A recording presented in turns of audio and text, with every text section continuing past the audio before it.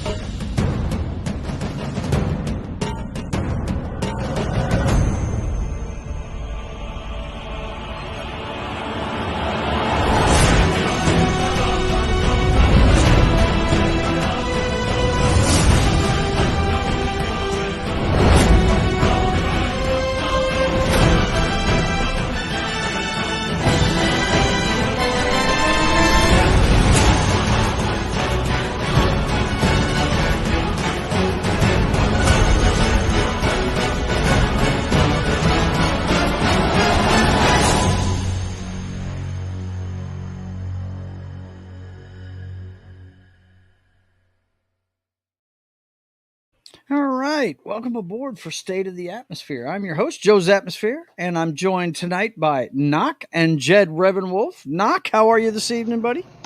Pretty good, pretty good. I'm off the rest of this week and enjoying my first day off. I took the old car out because it was feeling neglected and I needed some car wash. It just been sitting there for a week and Yeah. it was looking pretty poor. so Mm-hmm. so I took it out and did some stuff today. Drove around and stopped by my local retro game store. I actually picked up a gem today. I was actually shocked to find it in a stack. So I like to go to the retro game store and look through their stacks of like PS1, PS2, and PS3 games. Of course. Of just disc only. Yeah. And so I just raffled through them and I found Simpsons Hit and Run today. Oh my God, that's a classic, bro. And it's kind of rare. I mean, you look on eBay, it goes for like $50. And Yeah. I got it for $28 because it was and then I went after I bought the CD, I went on eBay and I looked for a case and manual for it and I got that. So Cool. I'll have the complete set. And I was like, oh man, I'm surprised it was the only one. And so I picked that up and picked up a couple other old games and it's a good day. Well, cool, man. See, you could start a channel with that. You could say, hey, this is what I got today. Brian on that 70s Rock Fan does it all the time. People check that video out a lot. I'm telling you. No. Or you can like, hey, I went to the game place. You show the game place off. You say, hey, there's games on the shelves. I have several friends that do that. They go to video game stores, pick up. What's your guy in Great Britain that does that? God, he was always he showed off toys the last time I streamed with him. Your friend in Great Britain. Retro? Yeah, that's it. Yeah, Retro. It. Oh, yeah. He does that a lot. Mm-hmm. Yeah, when he go get stuff, he shows it off every stream. So. Mm-hmm. How are you doing, Jed? What's going on with you? I'm just waiting for the hurricane to get over for games. I hear you. I hear you. Which one? Helena. The love of his life is right in the path of that thing right now. So yeah, that's what he's worried about. She said she just said it in there too. In the chat too. Oh, okay. All right. Yeah. Well, I haven't even looked at the chat yet, but I do want to let everybody know. Now, one of the things with this new StreamYard setup, when you set up these permanent studios, when you start a show, it wipes out the old chats. But we do know who got here first today. And in his own words, what did he say in the chat? He said, if you don't know my name by now, where have you been? Well, I think everybody knows his name.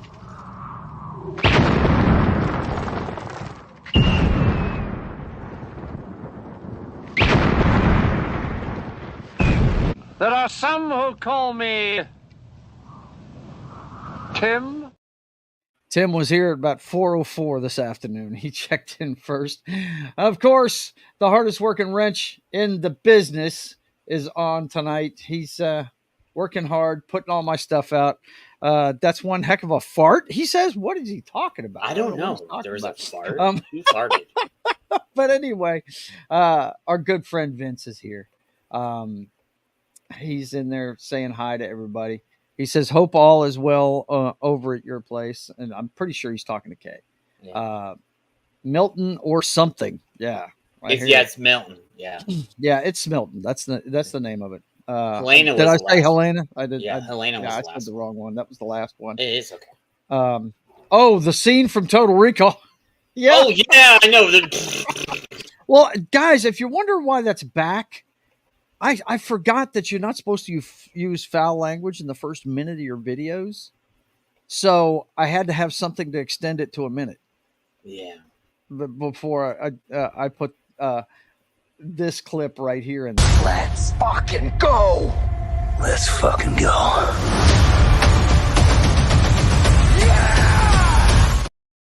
And I'm sorry. That clip is staying. That just every time I hear it. What do you think I extended out for with the other stuff first, then put it in? Right. When we stream. Love it.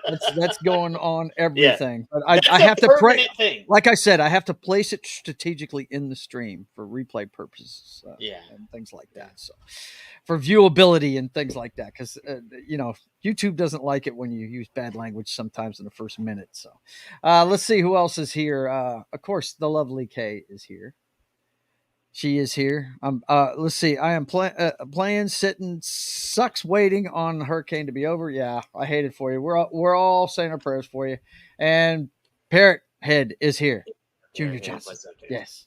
I'm not going to say the other one he said. And there he is. He checked in earlier. Tim is here. I already played your video, buddy boy. Yeah. It's more of a shark than a fart. Good Lord, you guys come up with some crazy shit. All right. Well, boys and girls, you know what time it is. It is time for the pop culture update. We will get started with that. Let's fucking go. Let's fucking go. Yeah! And of course, we always talk the box office to begin with. Joker Folie à Deux, the follow-up to the Joker, the film a few years ago that won Joaquin Phoenix an Oscar for playing the Joker, the second guy to win an Oscar doing it. Opened, I guess not bad, but not what they were expecting. $37 million domestically, and I got several articles about that. We'll get to reviewing it here in a little bit. But Wild Robot made it with $18 million in second place, and that's in its second week. Of course, this follows the trend of all of the kids' movies making some pretty good money. So, and it looks like it. They went up in theaters.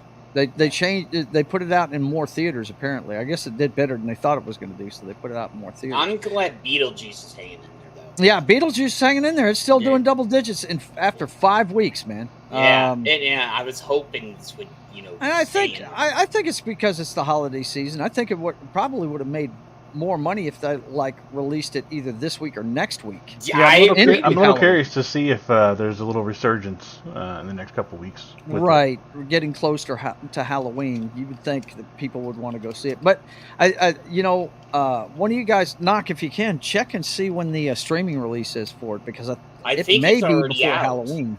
It's I'm not out. Sure. Because on my Hulu, it says it's out already. I've definitely been seeing some digital release stuff already. Yeah, I've seen it. Okay.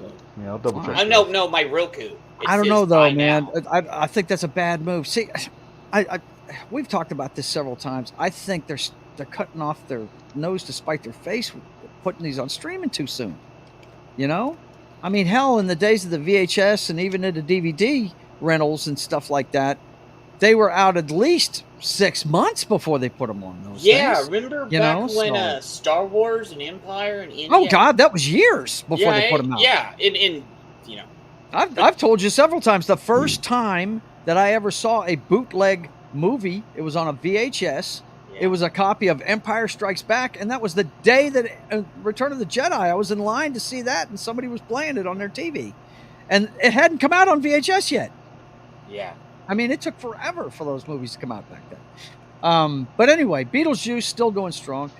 Transformers 1. For those of you that are Transformers fans, the people that I trust are telling me that's a pretty good movie. Yeah, I've heard a lot of good stuff with it. I'm hearing a lot of good things about that one. The one thing I can't handle is his voice in that. It's just. I believe I'll have to check it against IMDb, but I think that's Chris Hemsworth. Yeah, it is. Or not Chris Hemsworth, but his brother. I think it's Liam Hemsworth. Yeah, I think he's doing it's one of the Hemsworth brothers doing it. I mean, so. And the guy that does the original voice is getting old, and he actually trained him to do it. So I know, and here's the thing: Peter gave him his blessing to be Optimus. Like, that's huge. Yeah, it is. That's pretty cool, man. Like I said, I'm hearing a lot of good stuff. That's the reason why I'm not shitting on it, because Peter gave him his blessing. I'm like, okay. I'm not shitting on it. It's weird to me because we've heard him for 40 years. You know. Yeah. Well, I mean, dude, nobody lives forever, brother. I mean, you know, what you gonna do? Yeah. So Beetlejuice is definitely on. You can buy it to rent. Okay. So it's in box office at home streaming. Yeah. Yeah. Okay. It's because I've seen advertisements for on Roku last night. So. Okay, that may not hurt. I've heard some. I've also heard some interesting stuff about Transformers 1. How it starts out kind of kids-like, and then it gets a little bit more serious tone in the middle of it. Yeah. Kind of thing. I've heard that too. I don't know. I'm not going to go see it in theaters. I may watch it at some point. Yeah, I'm definitely going to watch it. I'm not. I'm not a Transformer guy, so I am, but I just don't think I'm going to go see an animated movie in the theater anymore.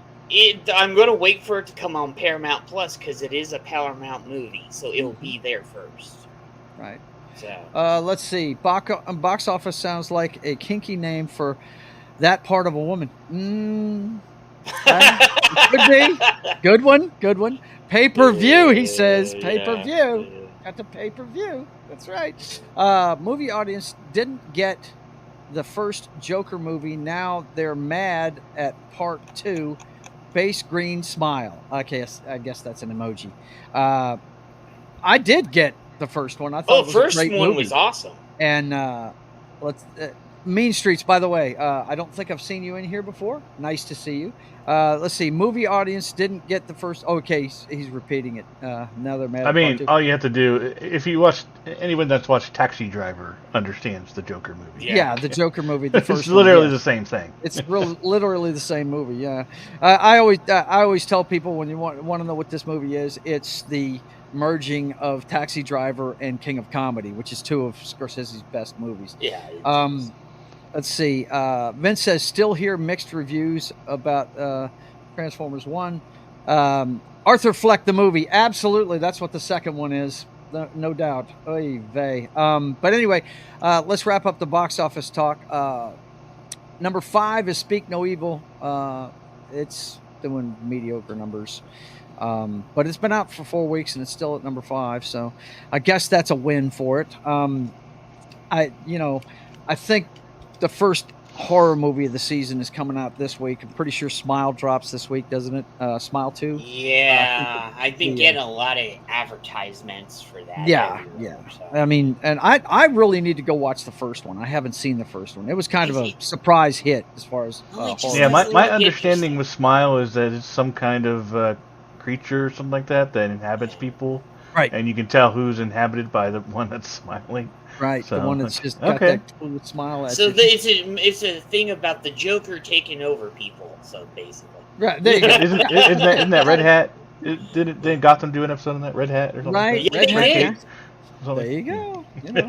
Same thing. But anyway, let's talk about the elephant in the room, and that's the Joker movie. I did go see this. We're going to talk about it. The headline. We're going to talk about it in a minute. Let's take a look at some of these headlines about it, though. Joker box office shocker. Folie Ado bombs with 37.8 million opening after receiving a D cinema score. I think that's more crucial right there. The D cinema score. That is bad. That is super bad right there. Cinema score is something people are actually asked to grade the movie as they walk out, and that's a bad one right there. Usually, even the worst movies end up with like a C plus, But anyway, and I don't know about this headline. It says it bombs. I don't know that that's a bomb. I mean, we've seen movies. What did Megalopolis do? Like 4 million its opening weekend. Yeah, I mean, 4 million. Yeah, I mean that's a bomb right there. That people went with and saw all the this. people I they paid had to in go it. see this. I know Yeah. Knock paid to go see it. Yeah, I paid a lot of money for my nephews to get a nice nap. It was awesome. Right, they Yeah. went to sleep during it. They I fell told asleep them during that, it. and that was Didn't just even so keep funny. their. This is why I wait for a lot of things. Well, I mean, I understand that, but I told you guys all year I was hyped for this one. I thought, it's a missed opportunity to me, but we'll get into it. Yeah, Joe thought this was going to make $1 billion. Yeah, I did. I remember this was his $1 billion contender. But we're finding out a lot of shit here. Joker finally dips to 114.8 million global bow as overseas taps in lower than Sunday estimates. International box office update. They were expecting it to make more than that, and it didn't.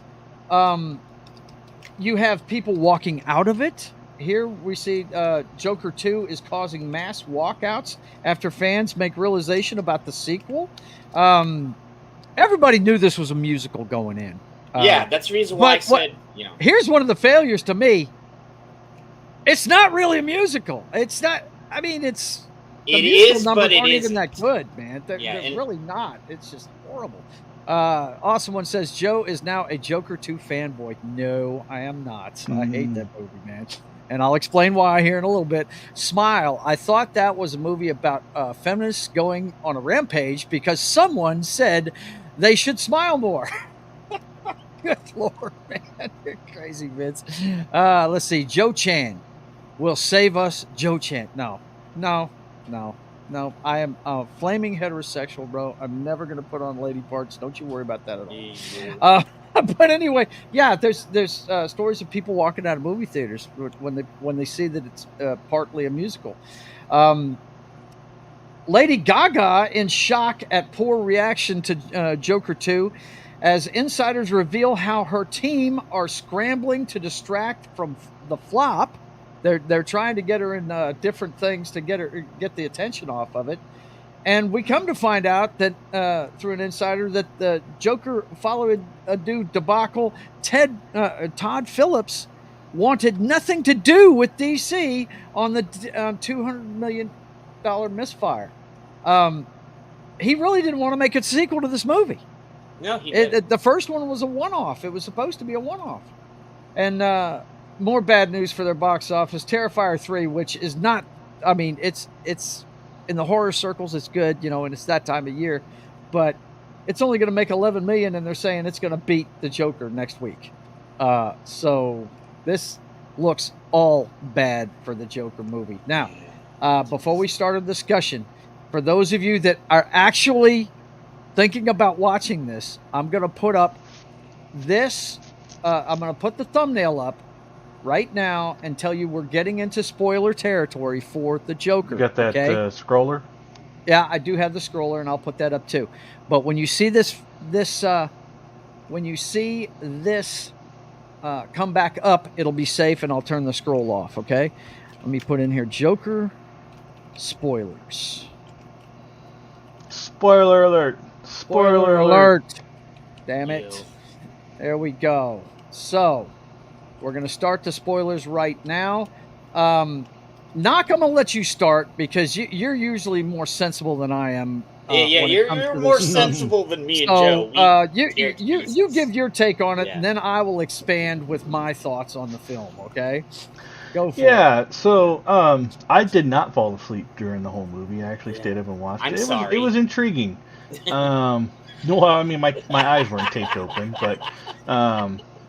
No, I mean, I guess I kind of got what they were going for with this one. I mean, the whole musical number is his adapting to his mindset as the movie went on, and I didn't mind Lady Gaga in it.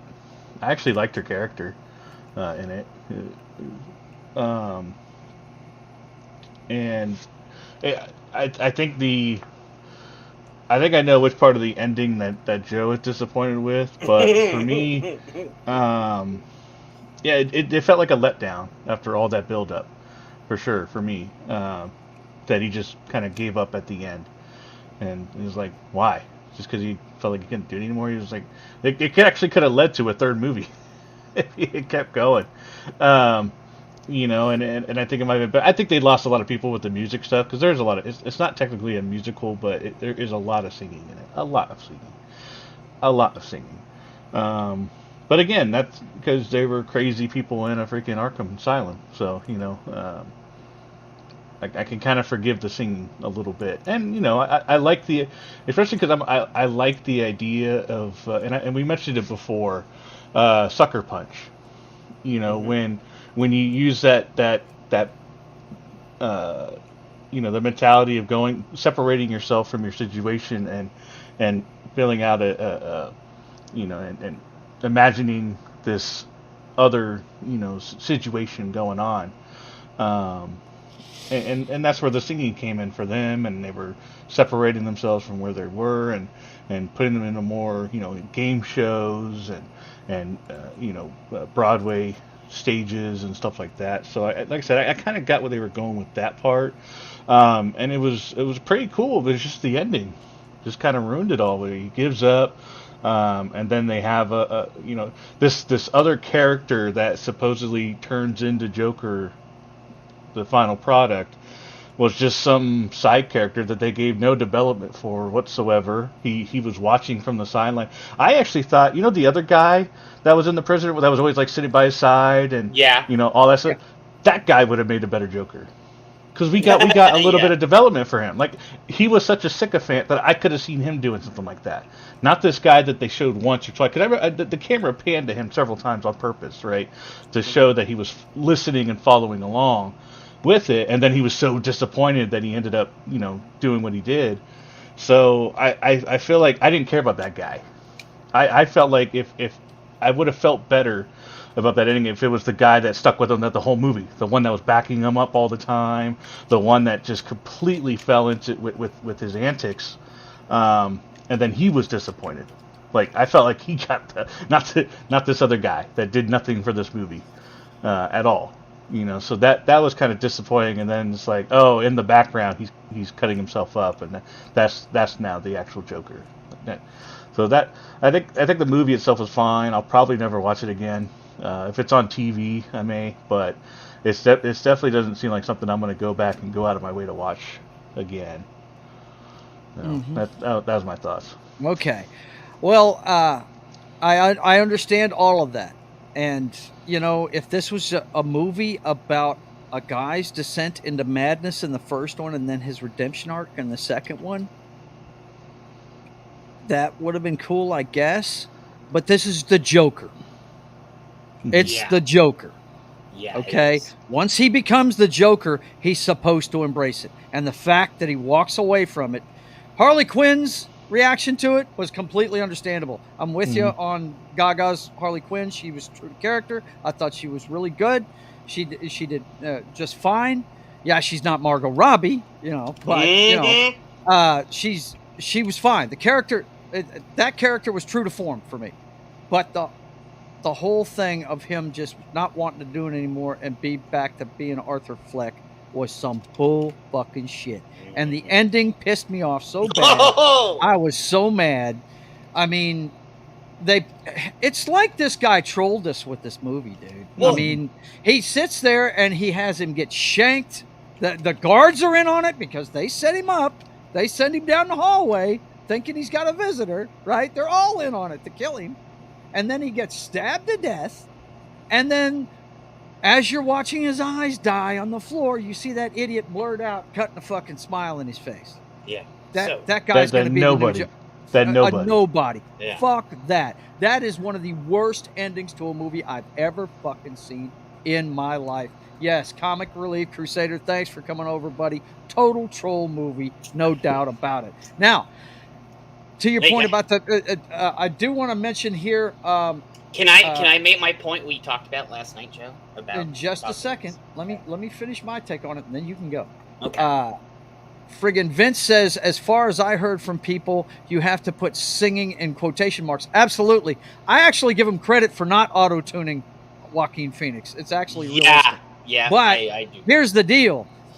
In the first movie, he was having relationships with a certain person. Well, I'm not even worried about spoilers. We're doing spoilers. Yeah. The fucking neighbor, that was all going on in his mind. And it was brilliant. You didn't know this was going on in his mind. They could have done so much more with that. All they did was do musical numbers. This is what's going on in his mind. Bullshit. Friggin', you know what I wanted to see? I wanted to see, he thinks she's an inmate. Make her his psychiatrist like she is in the comic books and make him see her as an inmate. Right? That would have been fucking terrific. But no, they just used music, and the musical tunes were good, man. They're old show tunes. They've been used millions of times. Yep. You've heard them all before, but it has good stuff. My favorite scene in the movie is when he's questioning Mr. Puddles, the midget on the stand. That is the best scene in the movie to me. I think it's fantastic. It was really, really good. I mean, he scared the fuck out of that guy when he killed that dude in front of him and then let him go. Right? Mm-hmm. And it showed on the straight. That was the best part of the movie. But what I wanted to see, I was okay with it all the way up until the bomb went off. When the bomb went off, I wanted him to see, once again, there's people like him saying, fuck all this shit, and see him become the Joker again. And no, he didn't. He decided to walk away from it. And that's when Harley walks away from him. And it was fucking horrible. The end of that movie really pissed me off. Go ahead, Jed. Tell him what you think. So let me tell you this. Question, Jed, have you actually seen the movie? Yes, Okay. I did watch most of the movie, got pissed, walked away from it, then came back. Right. Saw the ending, and the word. Me and Joe talked about this last night while he was playing football. And like, I was, and then, because somebody, praise our community, somebody, that's all I gotta say. Okay. It is, so here's the thing, and I know this from watching it, the whole thing was a Todd Phillips movie saying he didn't want to do the movie. Yeah, and it shows. It does. It was Todd Phillips. Joker throughout the whole movie says he doesn't want to do this anymore. I don't want to be here. It's Todd Phillips telling everybody off that loved Joker 1, I'm not going to be here. I'm going to destroy this movie. Yeah. Yeah, that's basically what it was. Yeah. Yeah, I mean, like I said, there's good stuff in it, and I got to tell you, Comic Relief Crusader, Gaga was not the problem with this movie. No, it wasn't. She's actually pretty good, man. She's a good actress. She can sing, and like I said, Joaquin Phoenix, they didn't auto-tune him. Yeah, the man can't sing. Okay, Joaquin Phoenix wasn't even the problem. It was Todd Phillips. Yeah, it's the writing. That this movie's story is just horrible. At the end of it, it's horrible. The part in Arkham sets the groundwork for how shitty his life has become. He's got one guard that actually, I don't know. Knock, you tell me. Was he using him to talk to somebody else, or was he actually on Arthur's side and trying to help him out when he sent him into the music class? I don't know. Look at what... Hang on. I'm asking Knock something. Go. Okay, go on. Yeah. I don't know. It seemed like that was a weird relationship, because there were times where it felt like he was helping him out, and then other times he was putting him down. So I don't think they did that character very well. I think they made him too flip-floppy. Yeah, he was flip-floppy, because boy, when they called him fat and lazy in the courtroom, they fucking went to town on his ass. It's implicated. They never showed it, but it's implicated they raped him. I mean, is it possible he could have used him so he can get into that music class? I guess, but that seems like such a I don't know. I feel like he could have just went over there anyways without an inmate. Like, Right. it doesn't make much sense. What do you need an inmate over there for? You know, just go over there. Like, I don't know. I didn't really understand his character. That. And by the way, correctional Comic officers. Relief Crusader, I understand. Yeah, not Gaga's not everybody's cup of tea. No. My wife has been listening to her for years and loves the chick. But anyway, but finish your thought, Knock. I didn't mean to interrupt. No, you. it just I didn't, there wasn't much more to it. I didn't get his character. Yeah. It definitely. And then like when it seemed like they had a moment, you know, he smacks him in the back of the head. Like it was like, Yeah.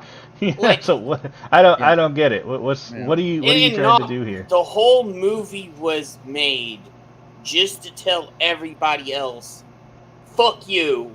Oh, okay, I don't care. I don't care about that. It makes no difference. That's not why they really made the movie. We don't know that for sure, but we do know that he didn't want anything to do. I didn't even hear about that. I heard he didn't want to make any more. I didn't hear anything about him not wanting to make that one. I only heard that he didn't want to make any more. No, he in threw general. a fit on the set when things didn't go his way because everybody kept telling him, "Why aren't you making this like Joker 1? Everybody loved Joker 1." And then he goes, "Fuck Joker 1. I'm doing this my way." Look, you know what? I get that because and here's why. You know, I feel like this was something out of left field because it was supposed to be. Yeah. I feel like he was trying to do something different, and I don't believe that should be discouraged. I feel like isn't this why, you know, everyone tries to support indie games? I hate indie games. They're awful.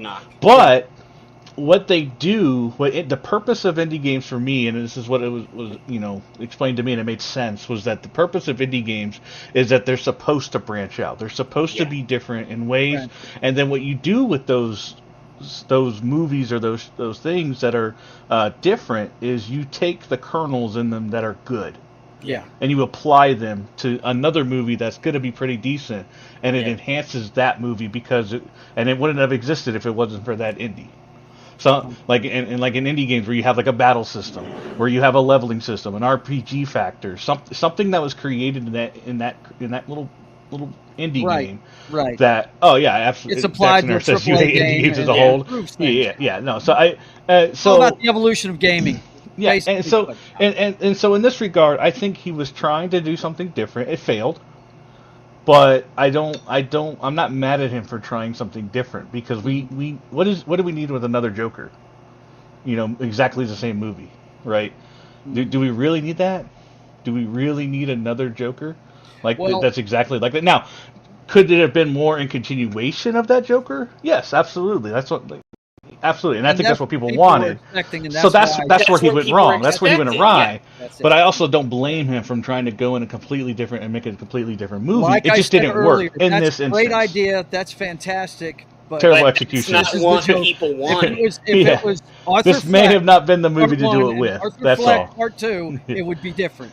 So that's how I see. I see it. I kind of see what he was trying to do with it, but it just didn't work with this particular setting, and especially that ending. Yeah, the ending was horrible. Doxanar says, should I bother seeing it, or will it just fuck up the first one? I don't think this fucks up the first one. No, I don't think so at all. It is a standalone movie. Just remember, it has words "the end" at the end of it, okay? So just watch that one, enjoy it. Don't even worry about this one. Yeah. It is. If it comes on TV and there's nothing better to do. Unless you like musicals. It's not going to burn your eyes out. Don't worry about that. It's just that if you're a Joker fan, it will piss you off. Yeah, it will. Piss you off extremely. It really will. Yeah. If you're just someone that likes the continuation of a story, this might be okay. I agree. If you're not, I'm like I said, I'm not a big comics guy. Mm-hmm. I'm not a big background guy. You want to know where my passion lies and where I hate story-wise, I go into the Star Wars world. Okay, this is not my world. So when it comes to just straight up movies. In this regard, it's a continuation of a story. It's just not a great one. Right. But you understand the passion we have for the... Exactly. Yeah. No, absolutely. So I can see why you guys get it. If this was an Arthur Fleck 1 and 2, great. Good stuff. I hate it for the guy. He got stabbed to death. But this is Joker. And I don't hate indie games as a whole. There are some really good indie games out there. but a No, I lot think they're all of them, terrible. to be honest, are trash. I'm being honest. There's some good ones out there. My man Knock is a purist when it comes to. No. Vince says Valheim. Valheim was a lot of fun. I don't know if I Yeah, consider that that an indie was, game, but you know. it's a lot of fun. I should have. By definition, it might be. But, There are big gems out companies there in in the the indie games games. are at least not going on. Well, yeah. Well, that trend is starting to change. Hey, what's going on, Low Spec? Good to see Hey, you. Little Spec, what's up, Adam brother? RPG. They're naming off stuff that's good now. All of a sudden, they're not. You done? Yeah, open up the floodgates a little bit. Man. Yeah, Good. you got So- Little Good stuff. Spec. Good stuff. Anything else we want to say about Joker before I turn this banner off?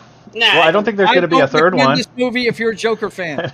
Like Matt said, if you're into examining a crazy person, yeah, go watch it. It's got some decent stuff in it. But if you're looking for a Joker movie, don't turn it on. It'll piss you off.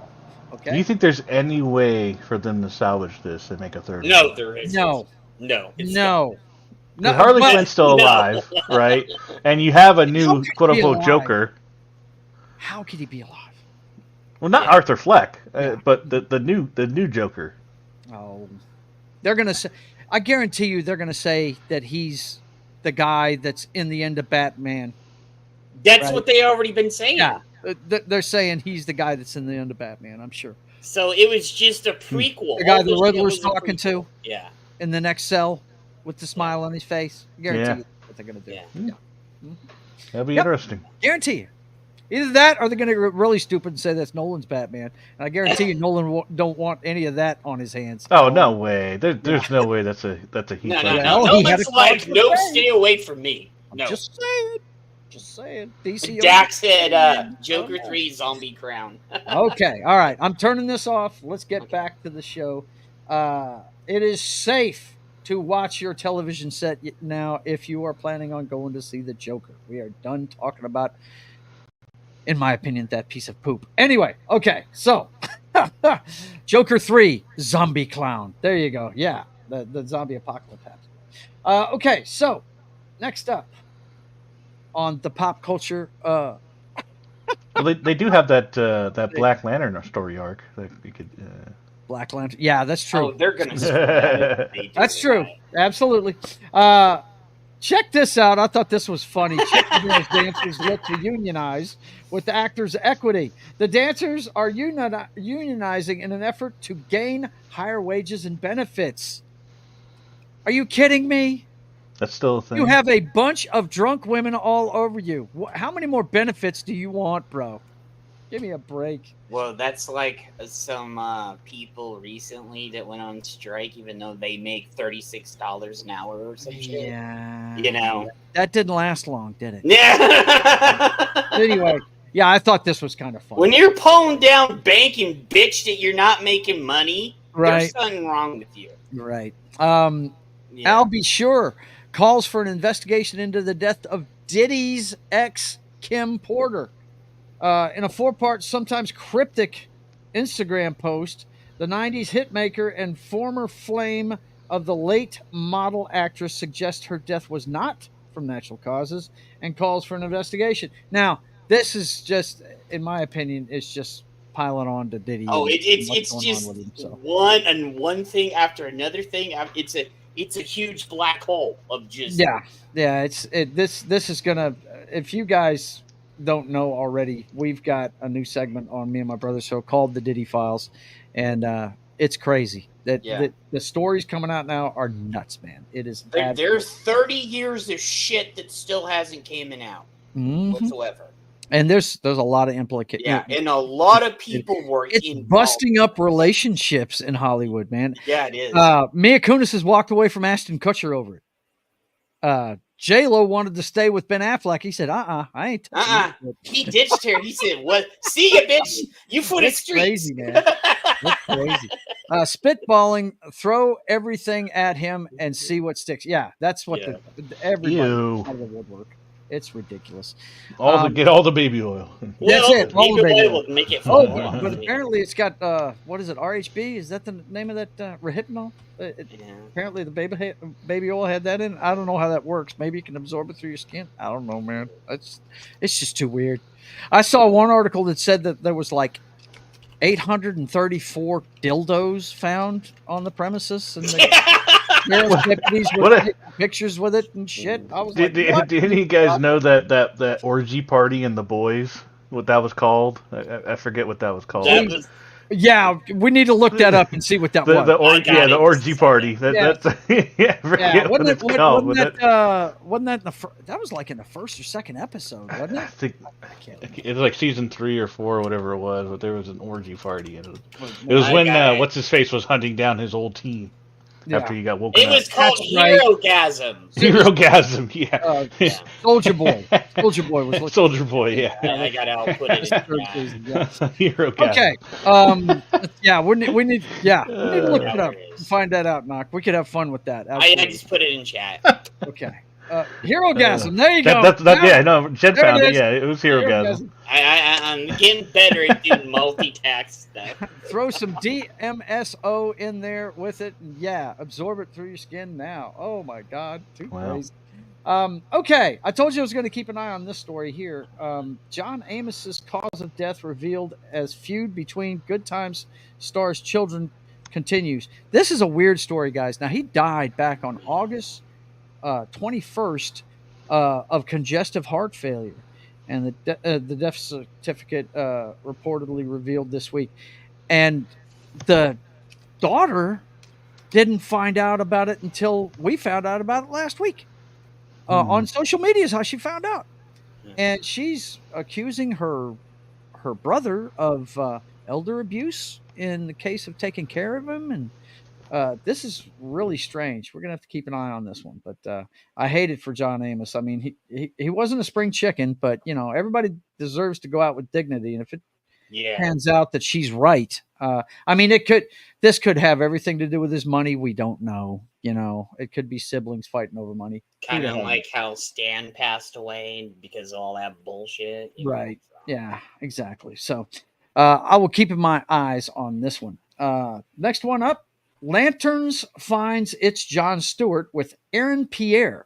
Kyle Chandler is already on the call sheet as Green Lantern's hero, Hal Jordan. So they are moving forward. This is the HBO show Lanterns. They've said that this is going to be kind of like True Detective in space kind of thing. Interesting.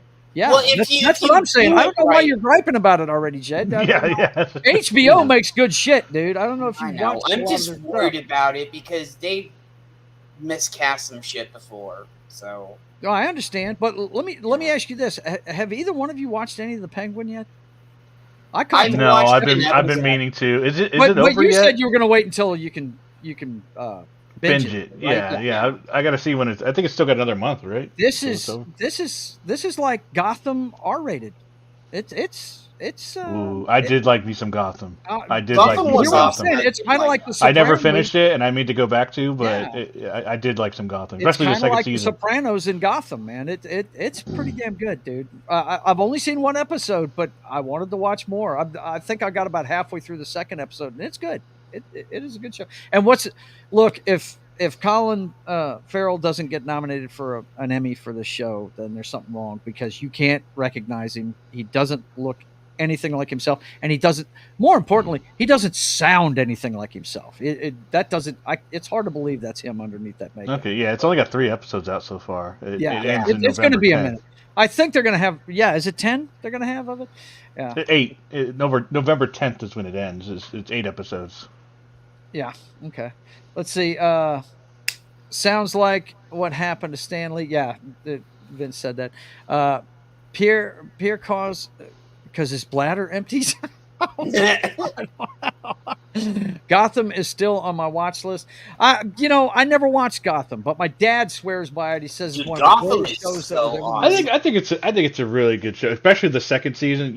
I want to say, you know why I really like the second season, Joe, is because the second season is where the villains take over Gotham. Okay. In a big way. Like they're just everywhere, right? Mm-hmm. And I liked it so much because you remember our old stories that we wrote. Yeah. Right. My favorite thing was always to write the bad guy side, right? And the destruction they wrought. That's what it reminded me of. It's just that the bad guys are on loose and just causing all kinds of trouble. Very cool, man. Very cool. Plus, I've always liked that actor that plays Commissioner Gordon. Well, Gordon in that one, because from his days of what was it? Crap, that teeny bopper show he did. I'm not sure if I've seen him before. What are you talking about? Which one, Knock? I'm talking about the main character for Gotham, the detective Gordon.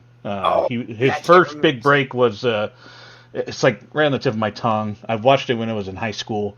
It was I'm working on it. About the bad kid that goes to the beat or moves to like a really rich town or whatever and becomes like the surrogate son of a family. The actor's on name Fox? is Ben McKenzie. I think it was Fox. Yeah. His name is Ben McKenzie. It was like his first. Fox had like, it. first Yeah. big... Hang on. Fox had it. Yeah. This is the actor here, Ben McKenzie. And what show were you talking about? What's it? The OC. The OC. Yeah. I knew him from that show. He was also in Southland, which I never got around to watching, but he was an officer in that one. That seemed like a crazy show too, Southland. Right. But I've always liked that guy. The guy. I've seen him in quite a few things, and So when I saw he was in Gotham, that got me. So I watched. I think I've watched the first 3 seasons. I think it was. I never finished it. But I thought it was a good show. Yeah.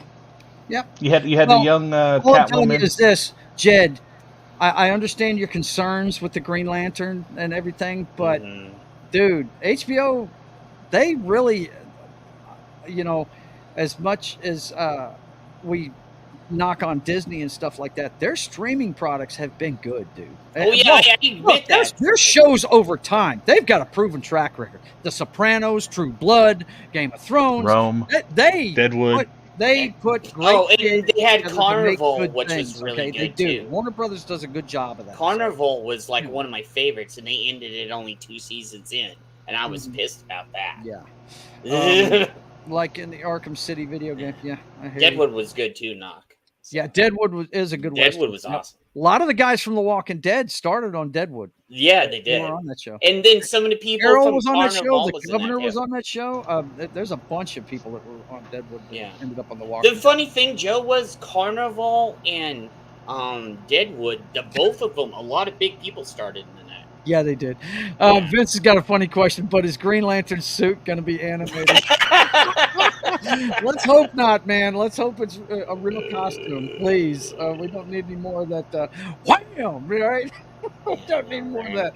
Okay, let's continue. The next one, hey, look, people rag on her all the time, but when she does something good, you gotta say something about it. Taylor Swift donates $5 million to Hurricane Helena and Milton relief efforts. You know what that was for? That was the guilt inside of her that made her do that. The guilt inside of her that made her do that. Guilt over what?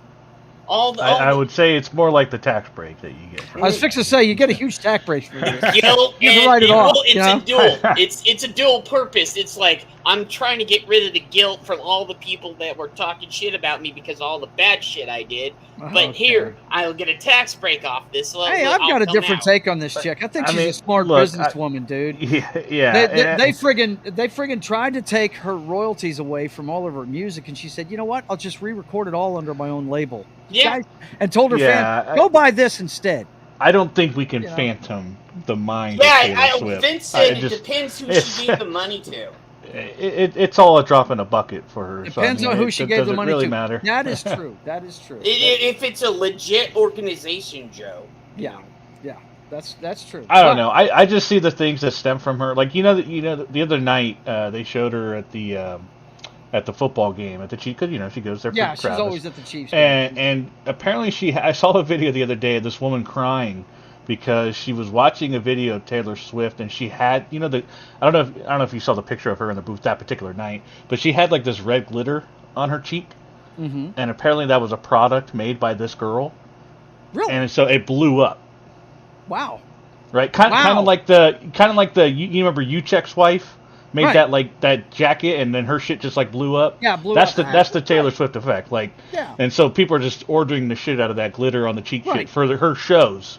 Yeah. Right, because all those women are going to the shows or to their football games. That, man. So I mean, I look, good things come around her. So hate her if you want, Good but thing she's good on her. Let her fly her jet plane. As long as she's we not don't the find only out one doing it. she and Travis are eating children in the middle of the night. No, she probably did something with P. Diddy, so Hey, man, I'd expect that on Megan Fox before this chick. Yeah. But anyway, okay. You're going to love this one, Jed. I am. A blow that I'm sure that the woke terrorist will enjoy. Definitely enjoy. Velma canceled after 2 seasons. Let's go! Oh, no. You want to talk about a troll television show? Yeah, this one has been canceled. I didn't watch the first one because I heard it was so bad. Oh, God. I didn't even know it had a second season. I watched the first season. It was so bad. And I watched the most of the first. I didn't finish it. I got bored with it. But so I think they only did the second season because it had already been made and paid for. Right.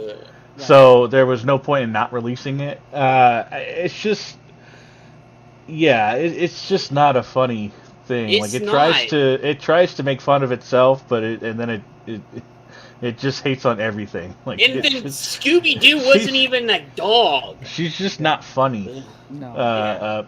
What's her name? Mindy, whatever. Mindy Cohn. Yeah. It just wasn't that funny. I don't know. There were some times it made me chuckle. I tried to give it a try just to see, but when I heard something about I didn't even waste my time. Okay. So I knew Jed would get a kick out of that. I approve of that. Yes, I'm actually. See, once again, Warner making good decisions. Okay? Well, here's the weird thing. Me and Knock both agree on Sun, so that's like. Okay, a little bit of a tease for next week. We're going to get in the holiday spirit because I found this on Variety today. We're going to start knocking this down before Halloween. Next week, we're going to start the 100 best horror movies of all time. They've got a list of them. And I'm going to be horrible on this one. I am a horror fan. Yeah. So this should be fun. Yes. Well, dude, I got to tell you. I've probably seen 2 movies on this list. If you guys have ever watched the stuff we did last year, I did the everybody's favorite Final Girls and stuff last year, and horror movies and all that good stuff. I enjoy Halloween, man. Me and every Halloween when the kids were growing up, what we do is about 5:30, I would get the pumpkin out. What's so funny? What is it? Fucking Soul popped in and said, Soul Assassin. If there's one person who knows about the art of the tease, it's Jed.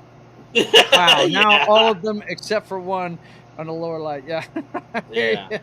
But anyway, I used to get out there at 5:30, carve the pumpkin, and then the neighborhood kids would come by and I'd paint their faces. If they wanted paint on their faces.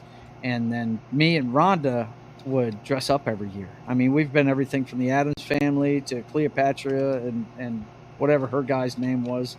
I can't remember his name. But Anthony. Yeah, Anthony. That's it. Mark Anthony. I mean, one year we were Neo and Trinity. I mean, we Captain Kirk and a nurse. I mean, we dressed up. Dude, you guys did a good job as the Neo and Trinity because you showed me that. Yo, yeah, you've seen the pictures of it. I've seen the pictures. You did a good job. You did do a good job. I still had hair back then, so I had something to slick back. Yeah, he had hair. I was like, whoa, Joe had hair back then. Now, you know what? I am a fan of horror movies. I've got a good friend that actually works at the comic book shop I buy my comic books at, grew up with. And we loved fucking horror movies. But I know more of the horror movies before the turn of the century. The stuff since the turn of the century has all been Japanese remakes. And Saw, from what I understand, I've seen the first one, and from what I hear, it's a good franchise. But everything I watched was before the turn of the century. None of them are as good as the original Saw. Yeah, I understand. Well, there's a theory about that. You know, the first one is always the best, and then you just start to slowly degrade the thing as you go. You know, except for I was going to say Terminator, but then they did more Terminator. So yeah, but the second Terminator. But the second, that's what I'm saying. Yeah, that's what I was saying. Like that's what I was thinking, but then I was like, wait, they made more. So Vince says it was a wig. Don't be fooled. No, it wasn't. Oh man. Let's See, still can't type. It's okay, bro. Well, it is. Stuff is good till it gets played out. Yeah. It was a whig. Look, as far as I'm concerned, he corrected himself. He corrected himself. But as far as I'm concerned, like there's only one Phantasm movie. You know, there's only one Hellraiser movie. Yes, Highlander. I watched the Phantasm movie. That was on the knock list. Yeah, did you watch? The first one's great, but it's an indie movie. That movie was made on a shoestring budget. You know. And just it actually like had, you know, you didn't really realize it. And this is one of those things where they didn't spell it out for you, but there was some science fiction in that one. You know, they were actually, this guy, the tall man, was actually an alien creating slaves out of these dead bodies for his homeworld. Yeah. Is what he was doing. And it was freaking cool, man. It was awesome shit. But let's see. It went to like, was it only one house movie too? Yeah, only one house too. Gotcha. House 2 is the best one. It is. Yeah. It is. Yeah. House is good. Yeah. That's. Oh no, I didn't watch this one. I didn't watch this one. What? Which one? Phantasm. Phantasm? Oh yeah, Phantasm. Yeah. Great. Watch that knock. You'll like that. I hate that I just spoiled that for you, but. Well, no, you didn't. Spoil I don't even remember what you said. You didn't spoil. Yeah. Something about a tall guy and aliens, but. Yeah, and hopefully Kay didn't hear that because I was going to show that was one of our next movies. Because 1979. I can't expect to. Is that Ozzy? Was that Ozzy? Okay. So, okay. Well, I mean, Ozzy. There's one Highlander movie too. You know? Yeah, there's only one Highlander movie, but we were talking horror flicks. Okay. Yeah. There's been some good Halloween stuff. Okay, so you guys. I guess we got to do when we do that list, Joe. When we do that list, you're gonna have to say the ones that I have to watch. Yeah, sure, absolutely. I'll say knock list confirmed. Yes, for those. Yes. You know me because me preferably and Joe not. love all that. You said that's next week, so that should give me some. We're time. gonna start it next week. It's gonna take a while to do that. All right. I mean, if it goes past Halloween, you know, there's not much point in continuing it. I don't think we're gonna get past Halloween with it.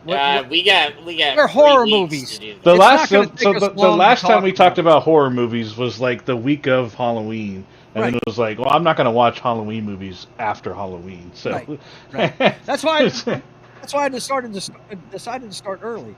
I actually listened to you. Yeah, he actually listened to you this year, man. Yeah. Because I remember that. Boys and girls, it is time to wrap up the pop culture update with, well, you know what section everybody waits for. It's about midway through the show every time. We always need a palate cleanser around this time at the end of the pop culture update. So let's get to it. How do you want me to handle the Sydney issue? The Sydney issue? Well, we should have a consensus on how the White House is going to handle it. Well, I certainly hope the Sydney issue refers in some way to a problem that we're having with Australia, because if it's anything other than that, Mr. President, Ms. Sweeney, to see you. Have her come in, please. I am finished here. Yes, sir. There is no Sydney issue.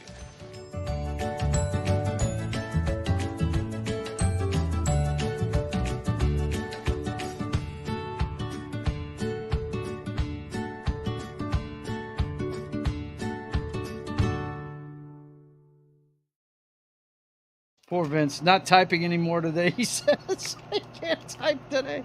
What the heck was in my coffee, he says. Good that I stopped typing. Now I have my hand free. Oh my God, really? Did you have to go there, bro? Did you have to go there? First one we got tonight. This one I thought was funny. This is funny shit right here. I can't believe they actually think this.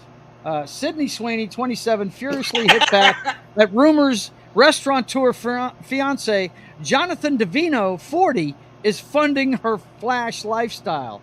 I'm an independent woman. Yeah, we all know she is because every week we show what she's peddling every week and what she's bought and all. Yeah, what she's bought. She's like, hey, I'm gonna make this perfume, or I'm gonna do these stretch pants, or whatever.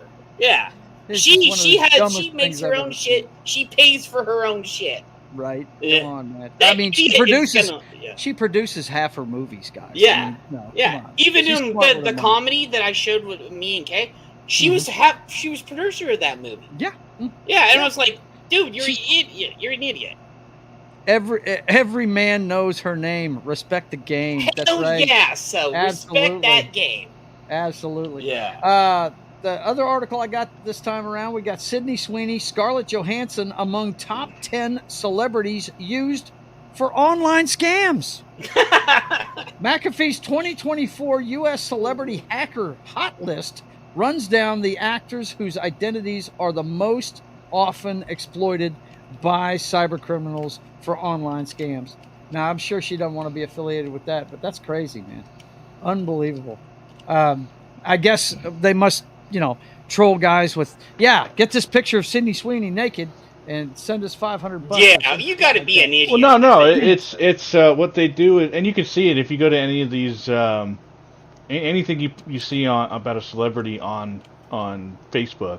Mm-hmm. If you click on the comments, they'll be like, "Wow, she's gorgeous," and then underneath that comment, you'll see Sydney Sweeney and a picture of Sydney Sweeney. Thanks, babe. Give me a DM.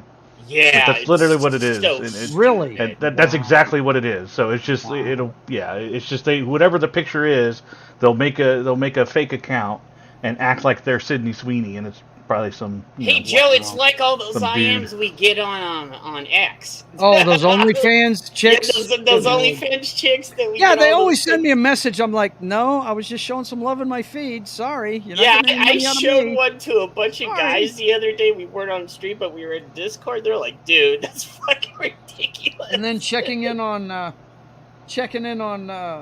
Instagram. Apparently on Glamour magazine, she's Woman of the Year. Hell yeah. Okay. Wait, there's a woman on there? Yeah, there's a woman on there. Holy shit. A trans guy. There's an awesome woman That's on so there. crazy. Woman. She's so much of a woman that she literally bought women back into being a woman. Yeah, she is a woman. Yeah. I'm telling you. You guys know what won me over with her, man. It was that sweatshirt that said, sorry for having such a great rack or some shit like that. I think that's what gave her the big boost right there, I'm telling you, man. Yeah. I just dig her because she's got the attitude. Well, one thing that I love about it is she's trying to stay grounded. She keeps her same friend group from before when she wasn't famous. So I think that's really cool, So what's up? I know, right, brother? What did he say? He said, not all heroes wear capes, knock. Yeah, what's up? Yep. Let's see. Well, the sex box, I'm always blocking them. Yeah, absolutely. Yes. I saw a picture of her as Power Girl, and I was like, well, she could wear a cape. Yeah, she could. Dude. She could. She would be perfect as Power Girl. That would be perfect casting. Fake females are 80% of my followers on Minds. You're on Minds? I've got to get on that one. I haven't been on there in like a year or two. This is the first time I've ever heard of it. I just use X all the time. There's so many social media networks out there, bro. It's ridiculous. When I promote the shows, I blast it on like 15 different social medias, dude. It's ridiculous. But that's one of the ones I'm not on yet. No, not the chicks with dicks. Nah, we don't need them. We got Sydney. And then of course we've got she all woman, man. Her reading a book. It looks like. This has sound, but it's just like horror music. It's a book she's reading. It's probably another movie. I bet you that's gonna be that's the movie. That's the movie she's gonna be in with. I didn't put that article up here. I thought I did. Okay, hang on. I got one more article for you guys. Let me pull it out of my my WhatsApp. Well, here, did you see? You saw that one where they said, "What would you if she could be anything in any of the stuff?" Yeah. That's I said I hate speculation, bro. That's just the fan thing. Oh, I would love to have her as Black I know. Cat. It's just I do want to check out that Eden movie though. No, this is a movie that she's fixing to do. Here it is, right here. Okay, I don't know. I must have forgotten that one when I was setting the show up. Okay, here it is, right here. This is another article I have on Sydney Sweeney. Sydney Sweeney and Amanda Seyfried to star in The Housemaid, adaptation for director Paul Feig. The Housemaid is the book she was reading in that thing there. Dude, sold. Yes. Lionsgate is ready readying the feature version of The Offer, Frida McFadden's best-selling novel. I'm not sure what it's about. The one thing I worry about is Paul Feig is the one that did Ghostbusters 2016. Is that right? Yeah. Well, I mean, yeah. I know Sydney wouldn't hook up to anything that's stupid, but they still have that idiot. Sweeney for Red Sonja chainmail bikini. Hell yeah, bro. That would be awesome. Wouldn't that be awesome? No doubt. Yeah, absolutely. I rarely do anything on mines. Last thing was Crow meme on August 23rd. Yeah, Vince go. I think I have my. Apparently, they're going to team up for a psychological thriller. That's what it's called. The Housemaid. So, yeah. The Housemaid, and it's a psychological thriller. Why do I have images of Fatal Attraction going through my head? Yeah. Or single white female and stuff like that. Stalker stories that from days of old. That they don't really make those too much anymore, but they used to make them a lot. Anyway, yeah. So that's it for the Sweeney spot this week. Hang on, Joe. You got something else for me? Okay. Yeah, this is so. I decided to look up what other projects she may be working on. Okay. And this one is an interesting one. Okay. This is another novel to movie. It's called The Registration. Uh-huh. And apparently, the synopsis is that it asks the question: imagine it's legal to commit one murder in your lifetime if you register the victim and accomplish the kill within 14 days. When Lionel Mize decides to register the man who abused her as a child, she hears a stranger registers her, which leaves her in a fight for survival over the next 14 days while trying to discover who would want her. That's fucked up. Who would want to use her, that sounds jacked the fuck up, man. Wow. That sounds very interesting. That's worse than The Purge. That's going to be interesting. It doesn't say when that's going to be a thing, but apparently that's another project she's working on. I hope her. Well, she's doing so many attached things, to the project to produce and star in. Well, of course she's going to produce it, right? You know, half the stuff she does, she produces. I really dig the girl and her drive and the fact that she tries to keep herself grounded with keeping the friends from before she became a star, who are obviously good influences in her life. I mean, we've seen the pictures of her on vacation with these folks and stuff. They all have a ball together, it looks like. And they don't seem like a bunch of clingers, you know what I'm saying? They seem like people that she actually respects, you know what I mean? And but yeah, I just love her whole attitude on things, man. You know, when she went on Saturday Night Live and was making fun of her own movie, you know, when Madam Web came out, I thought that was fantastic, man. But yeah, I'm going to continue to be a fan of that chick until she blows it. So I hope she doesn't, though. I really hope she doesn't. So anyway, that's it for the pop culture update. Now let's get to the main part of the story tonight, and that's the fact that Saturday Night Live is turning 50 years old. They have a decent article in here in the Hollywood Reporter, and are these the guys from the update that you're talking about? I know Shay is. So yeah, that's them too. Yeah, where they write each other's jokes and they get kind of crazy with it. Right. Saturday Night Live turns 50. Now what? Lorne Michaels, Colin Jost, and Michael Shea on election insanity, succession plans, and trying to make America funny again. The Weekend Update anchors and the show's legendary producer reveal how they'll skewer the craziest presidential contest in American history, why Republicans are less sensitive than Democrats, and why Lorne walked back his retirement again. So he's not leaving the show yet, guys. And Lorne Michaels is the guy that started this all. Many years ago. As a matter of fact, there is a movie coming out this weekend, and how ironically, it is coming out exactly on the same date that it first aired in 1975. It comes out this Friday, October 11th of 2024. Almost like it was planned. Almost like it was planned, right? At 11:30 p.m. on October 11th, 1975, a ferocious troupe of young comedians and writers changed television forever. Find out what happened behind the scenes in the 90 minutes leading up to the first broadcast of Saturday Night Live. I told you when we did the October movies, this is the only other movie I'm paying to go see this month, and I can't wait to see it. They actually got an actor right here in this guy that looks exactly like Lorne Michaels back then. I think I can't wait to see it. I really can't, because if you know anything about this story, they had the world against them when they were doing this. Oh yeah. And I wanted to go ahead and show you guys the trailer for it. I'm going to work my magic real quick and try and keep this. Every time I've done this lately, it's worked. So let me go ahead and get this thing going. I should have had it going already, but I didn't. Sorry about that, guys. Slacker. But I'm looking forward to this movie so much, man, because look, me and my brother used to stay up late every Saturday.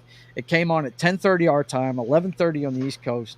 Right after the local news, we'd sit there and we'd watch the Hog Report, man. That's what I call Channel 6's news, NBC News here, my affiliate. I call it the Hog Report because it's like news for rural people, Yeah. And we stayed up late to watch this, man, because it was Dude, yeah, Soul was right. funny. 70s to early 2000s were peak SNL. Yeah. Oh yeah, fantastic, and we're going to get into that. I got a couple of lists we're going to look at, and it's the best. It's the best cast members of all time and the best skits of all time. So we're going to get to that, but I do want to show you the trailer for Saturday night. I'm looking forward to seeing this. I cannot wait, man. It's going to be so good. And I mean, I could be wrong. This movie could suck, but I just got a feeling I'm going in with rose-colored glasses, okay, guys? So check this out. This is the trailer for Saturday night.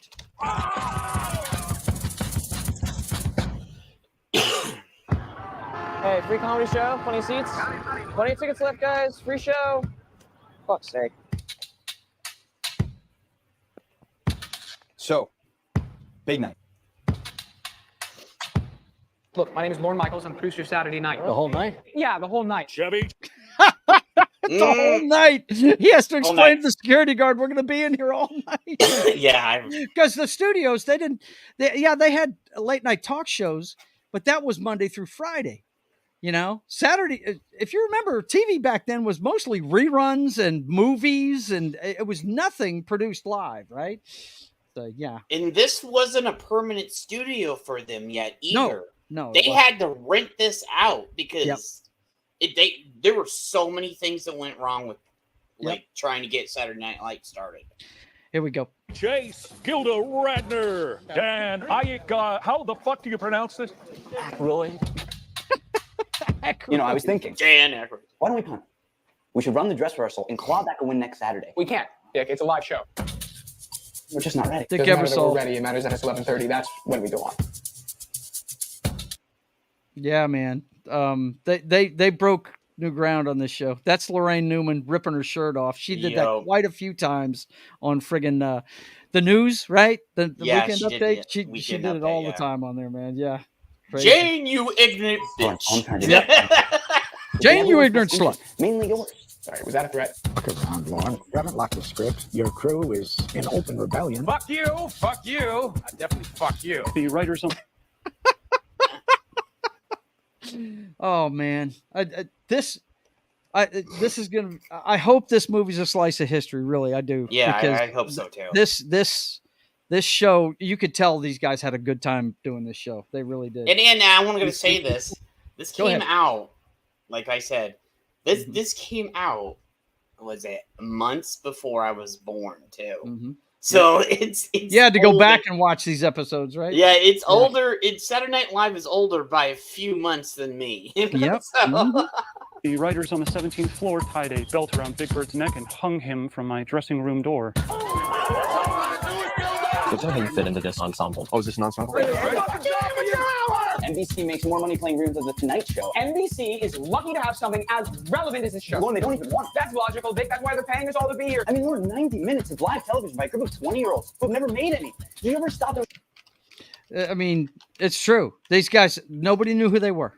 Nobody. And every one of the first troupe that did this show, they were named the Not Ready for Primetime Players. Yo. And every one of them became famous. Every last one of them. I wonder why they said yes. A counterculture show starring total unknowns with zero narrative and even less structure.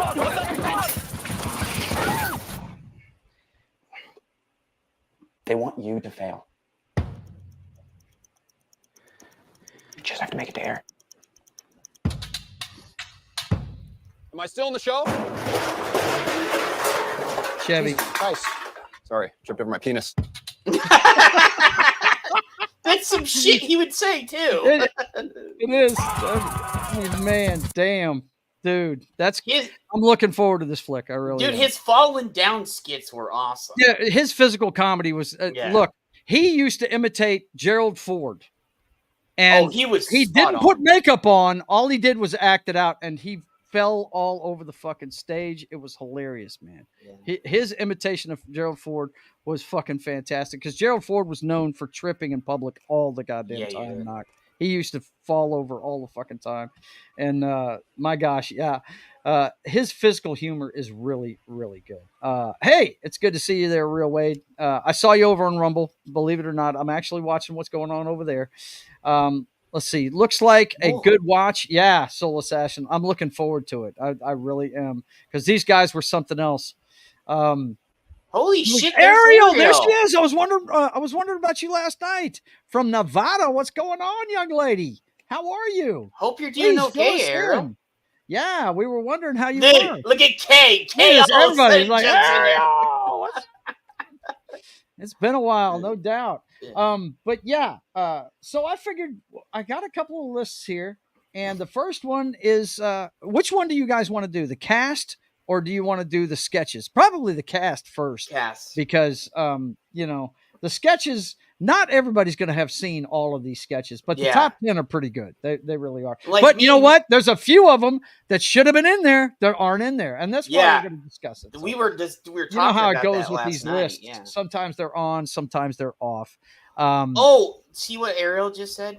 No. I'm in the middle of trying to redo this stuff. So hang on a second. Let's see. Ariel says, great granddad is moving the family to Nevada, so haven't been around for a while. Yeah, we've noticed. Immediate family. Very cool, man. Very cool. What part of Nevada? You going to Vegas or what? But anyway. You'll be around Area 51. Right. Okay, so they're starting with Joe Piscopo. Now, Joe Piscopo was a stand-up comedian. He was on there the 80 season. He was on there. Yeah. And it was an abysmal season according to this. Dude, 80, they had some good shit on there. Yeah, they did. They had really good stuff on there. Yeah. Joe Piscopo was pretty good, but he was kind of a flash in the pan. He was. Yeah. I don't even know who this guy is. Terry. Now, you got to remember something. This is people Knox age writing this list. So it is. We're going to see some folks that I haven't watched Saturday Night Live in a long time. Because they just got stupid. It was a bunch of, it was a lot of political bashing and stuff. Yeah. But you know what? They're starting to get both sides again, man. Last week they were bashing on Kamala bad, dude. It was in 60 Minutes bashed on Kamala, so it's tide's changing. Garrett Morris. Now, why is Garrett at 48? He's at 48. That's bullshit.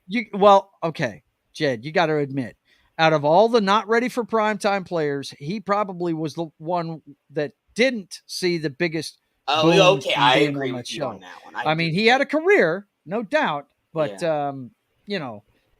he didn't become a big name or anything like that. Leslie Jones, we all know her. Yeah, we know that chick. Beck Bennett. I don't know that I know this guy. Knock, do you know who he is? Do you know who he is? Knoxter. I barely know any of these guys. I don't watch that. I didn't watch any of the Saturday Night Live. I was Mad TV. In the 90s, it was in living color. So I don't. Right. Yeah. Mm-hmm. I hear you.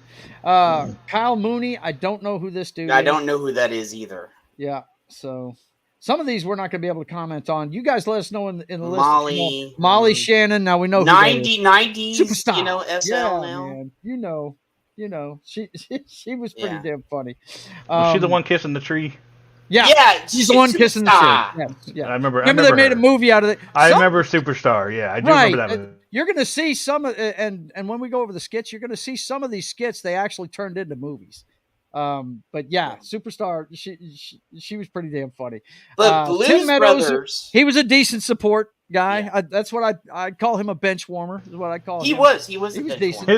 His little moment on The Office with Steve Carell at Chili's.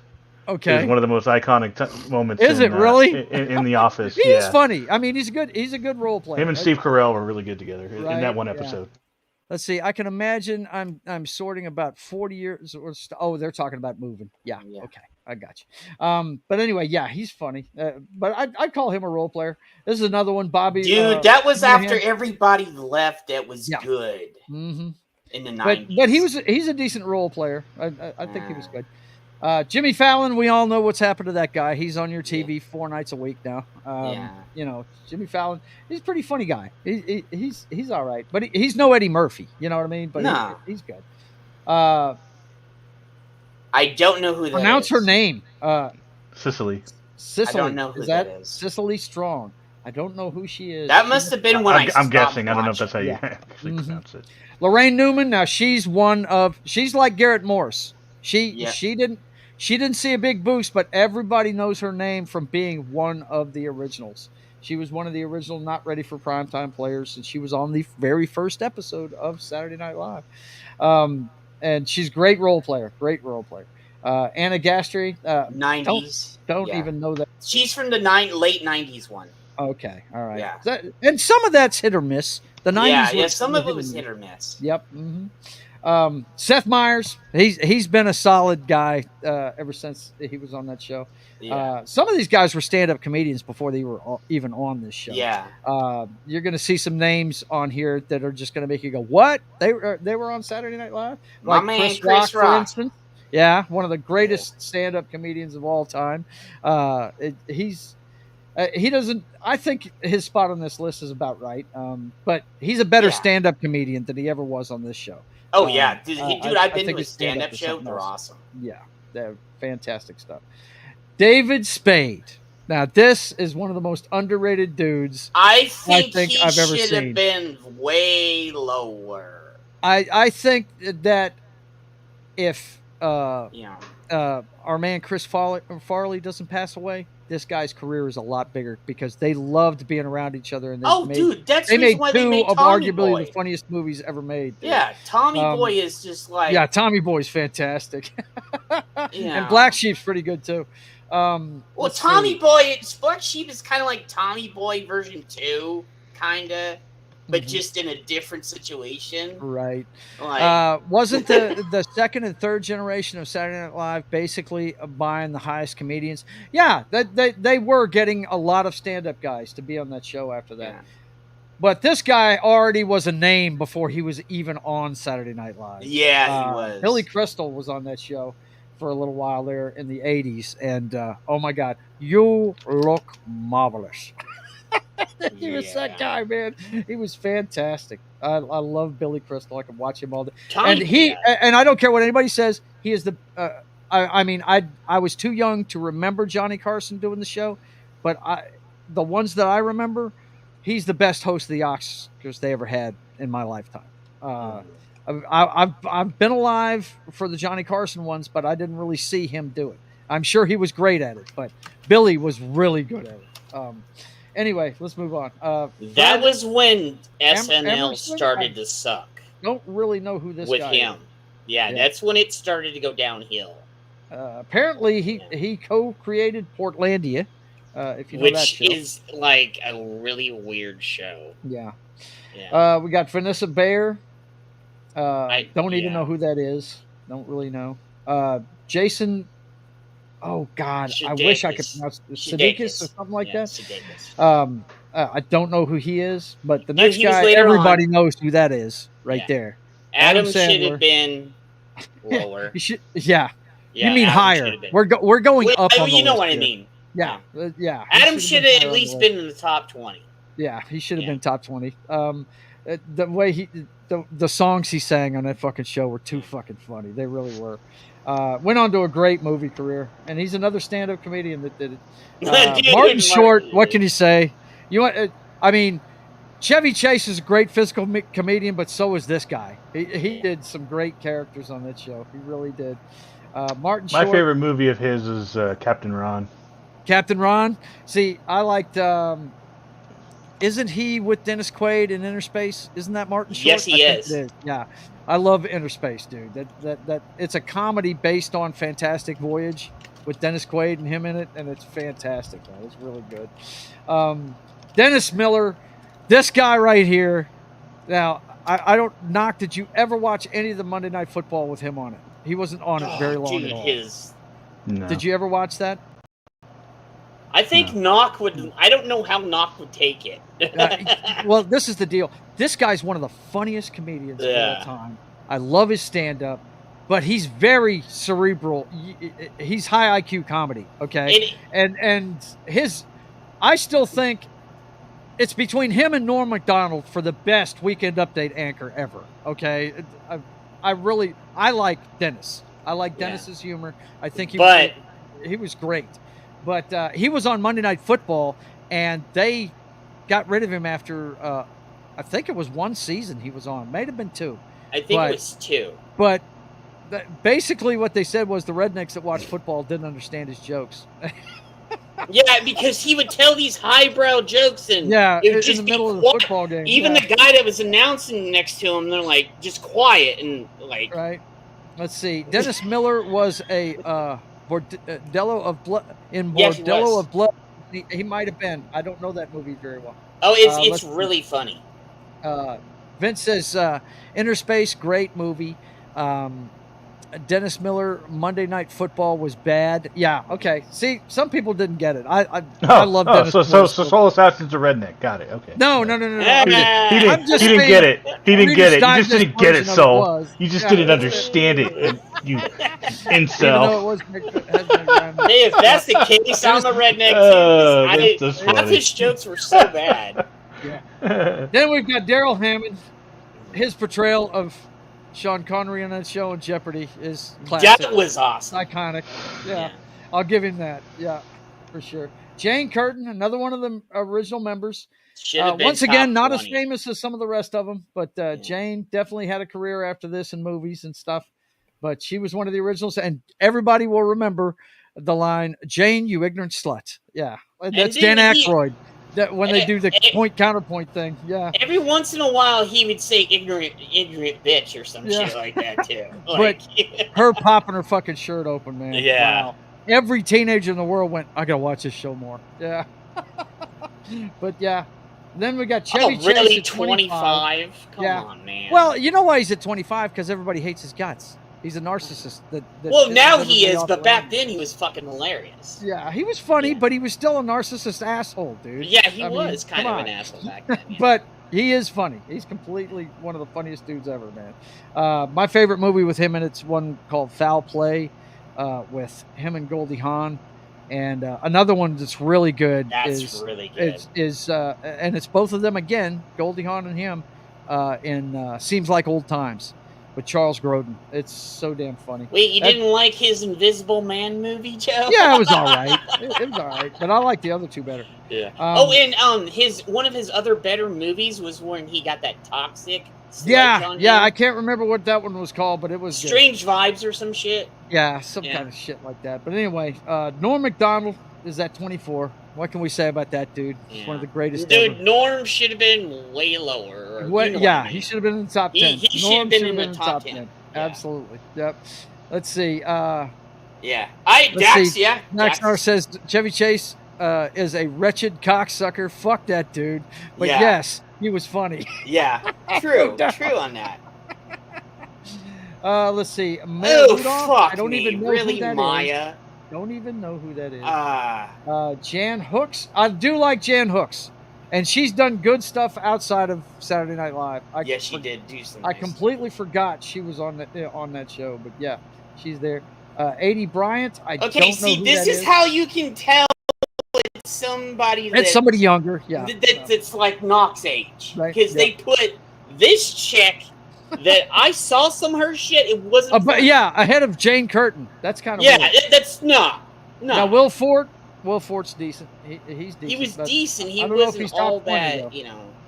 Mike Myers. We all love Mike Myers. Yeah, should have been in Austin the top Powers, 10. right? Yeah. You know, Wayne's World Wayne's World's on the list of best skits ever for sure. Yeah. But yeah, oh man. Let's see. What's my man Vince saying? I liked Oh Heavenly Dog with Jane Seymour. Yeah, that was a Chevy Chase movie that was pretty good. It's unfortunate he couldn't do any more Austin Power movies. Yeah, it's a shame. No, not this day and age. No, he couldn't. No, he couldn't. Those are so politically incorrect. It was just. But the three we got are great ones, man. They really are. Matt Bastard is probably the best thing ever in those things. Get in my belly. Get in I just my want belly. to touch my nipples. I'm so hot right now. But It's once okay. again, My leg is okay. I'm okay. I will walk away. I may need a little band-aid. one of the best. One thing that you're going to see a lot, and we talked about it earlier, with Superstar, Wayne's World was a skit on Saturday Night Live that turned out to become a movie. So, yeah. But here, Joe, the thing that actually started the movies was Blues Brothers for Saturday Night Well, Live. yeah, that was one of them. Yeah, for sure. John Lovitz, another one that, oh, dude, the thespian. That was his greatest he was hilarious. Because I'm acting. He was fucking great. John Lovitz. I liked him in Rat Race. Huh? I liked him in Rat Race. Did you like him in Rat Race? He's a good actor. He was good in Rat Race, man. Fantastic. You know, that was a remake of an old movie. Yeah. Yeah. Kate McKinnon is fantastic. She's really good. I like the fact that she had a good career after Saturday Night Live. Even though she was in a movie that destroyed Ghostbusters, Yeah, well, what are you gonna do? Hey, actors sometimes just take the money. You talk to guys like Michael Caine and Gene Hackman. They're like, I don't know when I'm gonna get my next meal. I'm taking every part they give me. Yeah. So yeah, sometimes people are like that. But Kate McKinnon's pretty good. Kristen Wiig, I've always thought was underrated as hell. I like her a lot. She's good, but I don't know if these people deserve to be this high on the list. Andy Samberg? No. I don't know. Bro, I don't know, man. I don't know. A little high. Tracy Morgan? Yes. I do dig some Tracy, man. He's pretty damn funny. Tracy's a good one. Bill Murray, what can you say about that guy? Tracy his career? stayed on the longest out of anybody. Yeah, he did. Because he was in the 90s and he went on to the 2000s and he was still in there at like 2010 or something. Yep. So he was on there the longest. Bill Murray, I mean, what's your favorite movie with him in it? I mean, you got Ghostbusters, you got a bunch of them. You got Groundhog Day, you got Stripes. What about Bob, Stripes? Yeah. Stripes is probably my favorite movie with him in it, man. He's funny as hell. Bill Murray's great. That's another narcissist, though. That guy right there. He's not as big as... Go ahead.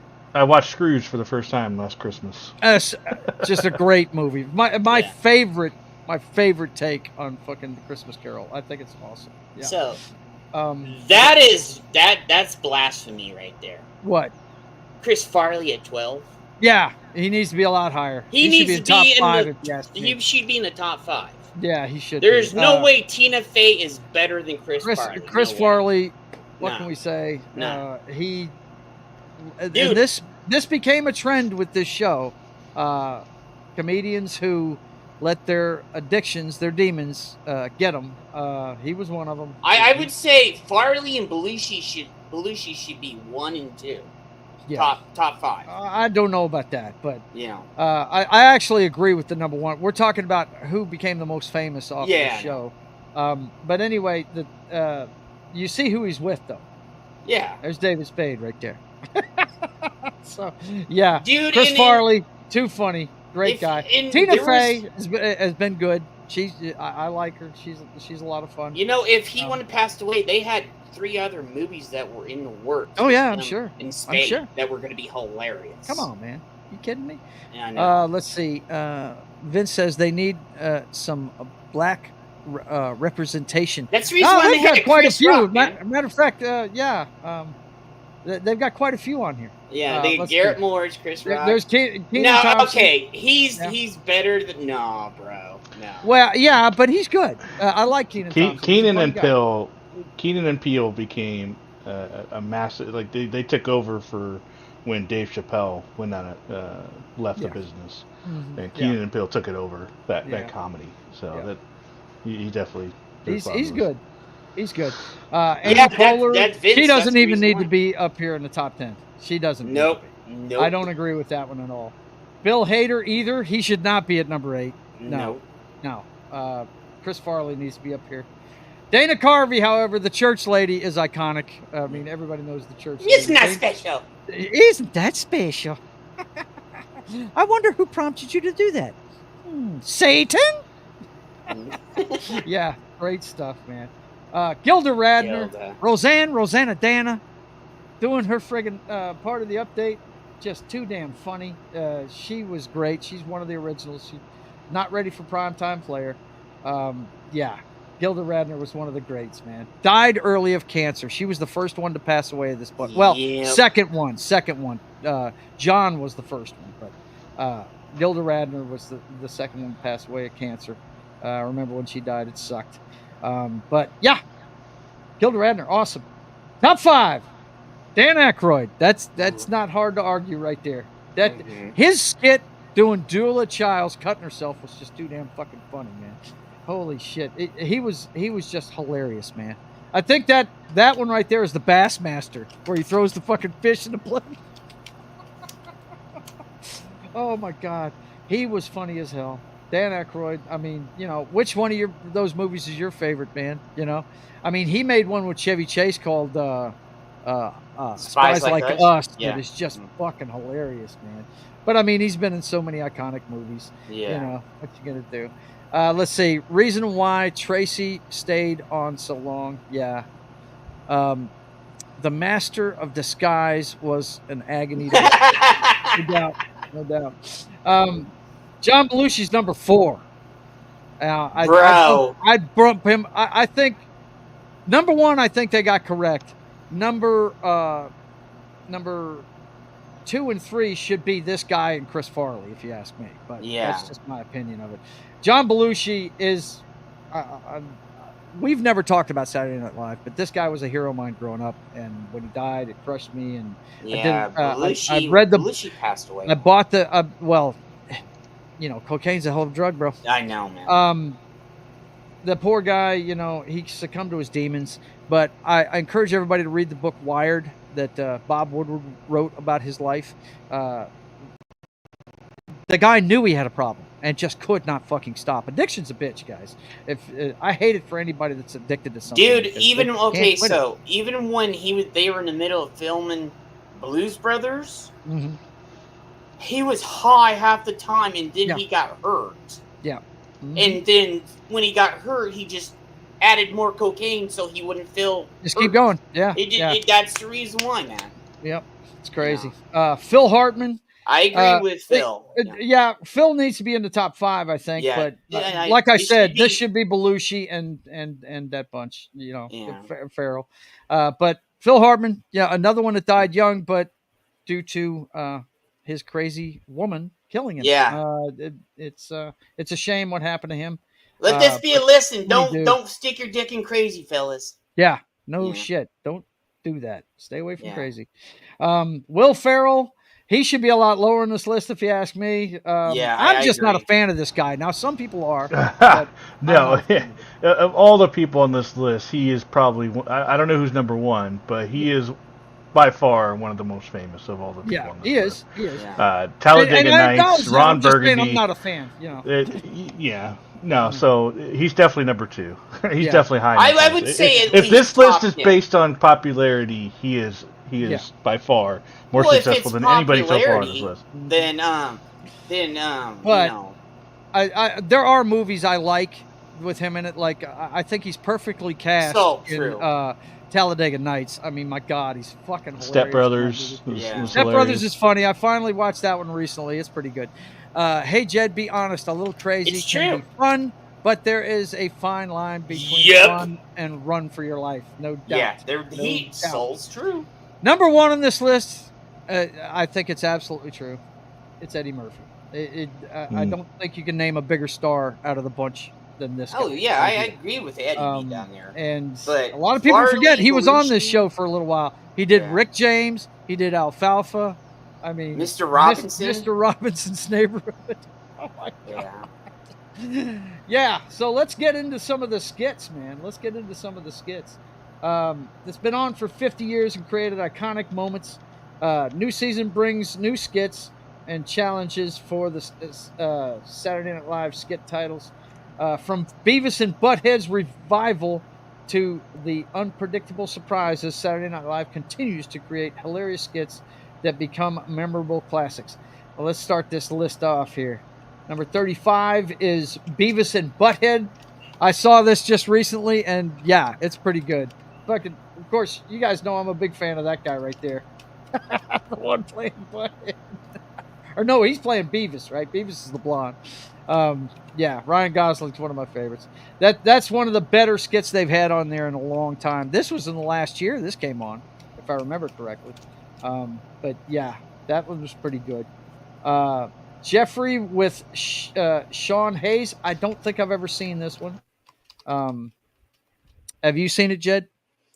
The Beavis? No, no. I didn't like that one. Not the Beavis and Butthead one. This one. No, Jeffrey? I didn't want to talk to Sean Hayes. No, I didn't like it. Let's see. It was terrible. How you answer in my neighborhood? Who is it? Right. The Californians. Now that's one of the better ones right there. That one was pretty good. That one had Kristen Wiig in it. I remember her in it. That's a pretty funny one. That's from I want to say it was from the 2000s, somewhere in there. This is another great one. I'm sure that all the Star Wars fans have seen this one. It's Star Wars Undercover Boss, Star Killer Base. Yeah, and I'm a huge fan of the Undercover Boss show. Yeah. I've definitely seen some episodes of that, and so this is. How do you guys feel about Kylo Ren? Right, he's walking around in the sky. Actually, oh my God, it's so good. I think we showed this on the Archivist back in the day. Really? Good show things. It's a great skit. Yeah. And I got to tell you, of all the hosts modern days, I mean, of course, we're going to watch when Sweeney's on there. But I think when this guy's on there, I'm going to watch it too because he's pretty damn funny. He sells it, dude. He's on this list a couple of times. Buckwheat Dead and America Mourns. That Eddie Murphy was fucking hilarious back in the day. And by the way, I'm going to put the link to this if you guys want to go watch these skits. It's got a list. It's got a link to all of them. So I'll go ahead and throw that in the chat real quick on both here and the platform that bounces real fast. Mm-hmm. But yeah, that one's a funny one. Of course, when he did Buckwheat, it was hilarious, man. Eddie was a fucking great comedian. He really was. If you've never seen his stand-up shows, watch Delirious and Raw. They're both great. Delirious is the best. It was his first one, but Raw is pretty good too. Raw is a little bit more adult. You know what I mean? He talks more about adult relationships than that one and shit like that. Let's see. Spelling Bee. I don't think I've ever seen this one, but I can imagine it's probably pretty fun. Career Day. I have seen this one. That's Adam Driver again. He was pretty damn funny in that one. Let's see. He was an oil baron that went to class. It was pretty damn funny. Diner Lobster. I don't think I've ever seen that one. Is that who I think it is right there? Is that, what's his name? Oh, God almighty. I'm having a senior moment. Is his first name? I don't remember his name either. He dated Kim Kardashian for He's like a goon. Yeah. Yeah. I'll have to check that one out. Cobras and Panthers. That looks pretty good with Norm Macdonald in it. So that ought to be pretty good. CBS Evening News. Katie Couric interviews Sarah Palin. Tina Fey was pretty good as Sarah Palin, I gotta say. That was really good. That was pretty good. We watched this on this channel. Yeah, we did. Knock told we us did. about this. Yep. My God, this one is hilarious. This came out right when The Last of Us Season 1 came out. Right. And so he was blowing up with that HBO kind of Mario theme. Kart trailer. Yeah, we both think we watched this over in the Archivist too. If you have not seen this, go watch it. It is fucking hilarious. It's great. It's Mario: The Dark Side. It's pretty cool. Christmas Carol. I can imagine it's pretty crazy. Everybody's take on the Christmas Carol is always pretty good. Simon Summer Drawings. I don't know this one at all. This is looks like it's Mike Myers though. I think that's Mike. So That's probably pretty funny. The Blues Brothers, that should be a lot higher on the list. One of the best things. It should be a top Soul 5. Man. It's basically them just singing Soul Man. And these guys ended up going on tour together. They ended up opening restaurants and music houses together all over the country. One of the best things to ever come out of Saturday Night Live. Oh my God, man. Yeah. And of course, the movie at the time was the most expensive the most expensive movie ever made. They wrecked like 80 cop cars and you had Carrie Fisher in it too. Right. It had Carrie Fisher in it. Yeah. And the mall that they destroyed, they actually bought that mall and everything in it so they could drive like crazy people in it and destroy everything in it. That's why the movie was so expensive. So, yeah, great stuff. Blues Brothers 2000 isn't too bad either. I haven't seen that one. That's with John Goodman, right? Yeah. Yeah, it has Aykroyd, Goodman, and they pay respects to Cab and Belushi and everybody else. Everybody else that was still living was still in the movie, came back in the movie, and they added even more people that wasn't even in the first one. Charlie Murphy. I was sad to hear that he passed away too. Yeah, Charlie Murphy has some good. Those stories on Chappelle's Show were those iconic. were just classic. Soul Assassin says, Joe, they were on a mission from God. You know they were, man. Hell you know the Blues Brothers were on a mission from God. Damn it. Church Lady. Speaking of God, one of the most iconic characters ever created. This was some of these are repeating segments, you know, and this is one of the best ones ever. That maniac right there, he was something else. Dana Carvey really created something when he did that one. Farewell, Mr. Bunting. I don't think I've seen this one, but it's pretty high on the list. It's at number 20. Then we've got Roxbury guys. Well, there you go. Yeah. Right? Oh God, yeah. We ended up getting a whole movie of these dudes. One of the other best things that Roxbury came out of Saturday Night Live, along with Wayne's World. Too funny, man. The Roxbury guys are awesome. Yeah, Will Ferrell. One of the best things he ever did. Black Jeopardy. That's this is pretty good. I've seen the hilarious. clips of this one. Yep. Tom Hanks. It's pretty. Yeah, Doug. Yeah, this is Keenan was the host, and it's like he was getting won over by Doug. Yeah, that's pretty good, man. Pretty good stuff. Debbie Downer. I remember this one. Yeah, I remember this one. Debbie Downer. This was crazy. So just creeps me out to this day. But see, I see this one, and you remember the Pat character? Pat's not on here anywhere. Good, because the one where they were trying to figure out Pat's sex the whole time. Yeah, man. Pat needs to go to the thing, the deepest bunches of hell, along with Ferrell Debbie does Downer. Harry Carey. Here we go. That was awesome. I love that. Pretty good. Let's see. Yeah. Mr. Robinson's Neighborhood, of course. Eddie Murphy, at the height of his powers, right? He gets it. Yeah. Charlie Murphy. Yeah, I'm telling you. Slap. Awesome. Dude, NPR's Delicious Dish, Sweaty Balls, is one of the funniest fucking things you'll ever hear. It was awesome. I mean, you don't even need to see it. Just listen to it. It is fucking hilarious, man. Oh, God. Alec Baldwin, man. He's an asshole, but he's funny. He really is. MacGruber. This is another one that ended up becoming a movie. The MacGruber segment on Saturday Night Live. I couldn't. They're just making fun of MacGyver. I know, but it just got to the point where I'm like, I'm just face palming. This warms my heart because somebody that wasn't on the fucking most popular list at 50 people, they didn't even have Steve Martin on it. What are you doing? Dude, because he did King Tut, he did this, he did a bunch of other stuff. Steve Martin is one of my favorite comedians. Yeah, ever. He should have been on that this right list. Here, the two wild and crazy guys. They were from, I think they're from Bulgaria. No, they're are two wild and crazy guys. Yeah, they wear tight pants so the women can see their bojas. Yeah, fucking funny as all get out, dude. Great skit there. Celebrity Jeopardy with Norm Macdonald doing Burt Reynolds, and of course that was when he did Burt Reynolds. That was just that was gold. This is an awesome bit here. We're getting into some good ones now. Kitty Cat on I never watched this one. Yeah, this is one of the new ones. It's 212, so 2012. I wasn't watching it at this point. Yep. Chippendale's audition with Chris Farley against Patrick Swayze. I'm sure you've seen a meme of this or something, but it's a riot. Yeah. Go watch this, guys. You will crack up laughing. It is too good. Chris Farley with a bow tie on and nothing on is crazy, man. That is nuts. Haunted Elevator. Yeah. I didn't watch this one. This one is ridiculous. Yeah. It is very ridiculous. It's a very. There's nothing else about it. It's a ridiculous skit, but it's pretty funny. Mm-hmm. Yep, it was. Let's see, Steve Martin as King Tut, part of the Three Amigos. Yeah, dude, he's done so many things, man. Chris Farley, Van Down by the River. This should be in the top 5, man. This should be one in of the the top best 5. things I've ever done. That's You don't want to be down in the van by the river. Do you understand me?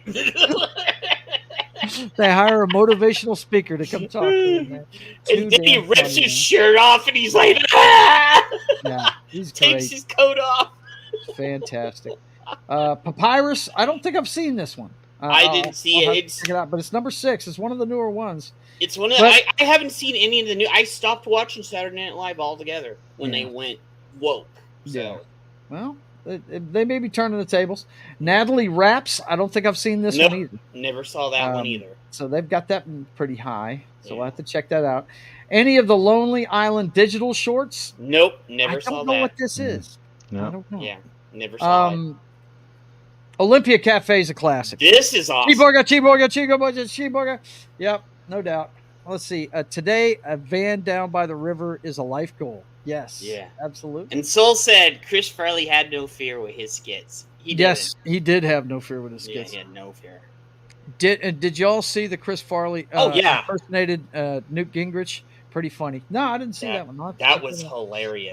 But Olympia Cafe, that's one of the funniest ones ever. It's Belushi and his best friend Aykroyd just fucking getting stupid. It's great. Number 2, Wayne's World, of course. Yep. The cable access show with the 2 goons. They're metalheads.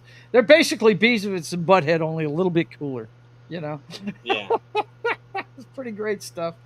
Of course, that one became a movie. And number 1 on their list is Cowbell with Christopher Walken, of course. And then Need more Cowbell. Here's the thing. Now, here's the problem with this list. Yep. I want you to go look up Land Shark, okay, from the days of Jaws. That was a great one. The Killer Bees, which was damn awesome. Matter of fact, in the poster for the Saturday Night movie, the drawing of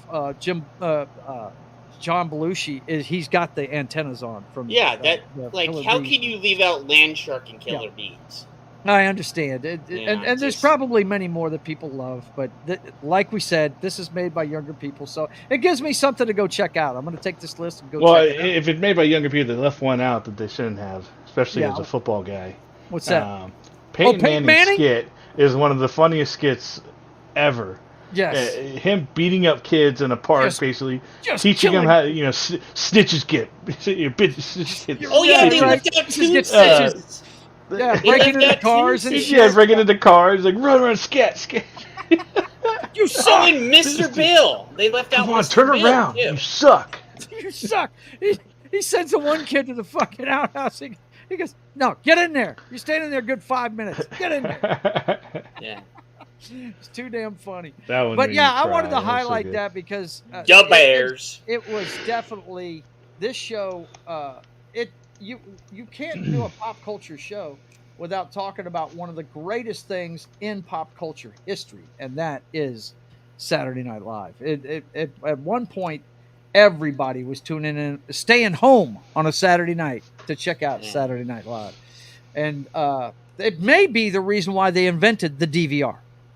Really, the VHS and all that stuff. So you could record a TV show when you weren't home because some of the best shit that was going on television was going on at 10:30 at night on a Saturday night. So, let's see. In the 2000s, it turned into Mad TV was where it was at. Yeah, I mean but look, without this show, there wouldn't be any Mad TV. There wouldn't have been In Living Color. But by the same token, if there was no Carol Burnett show, there wouldn't be this show. I mean, True. The variety skit shows, they've had a bunch of good ones through history, and I agree with you, Knock.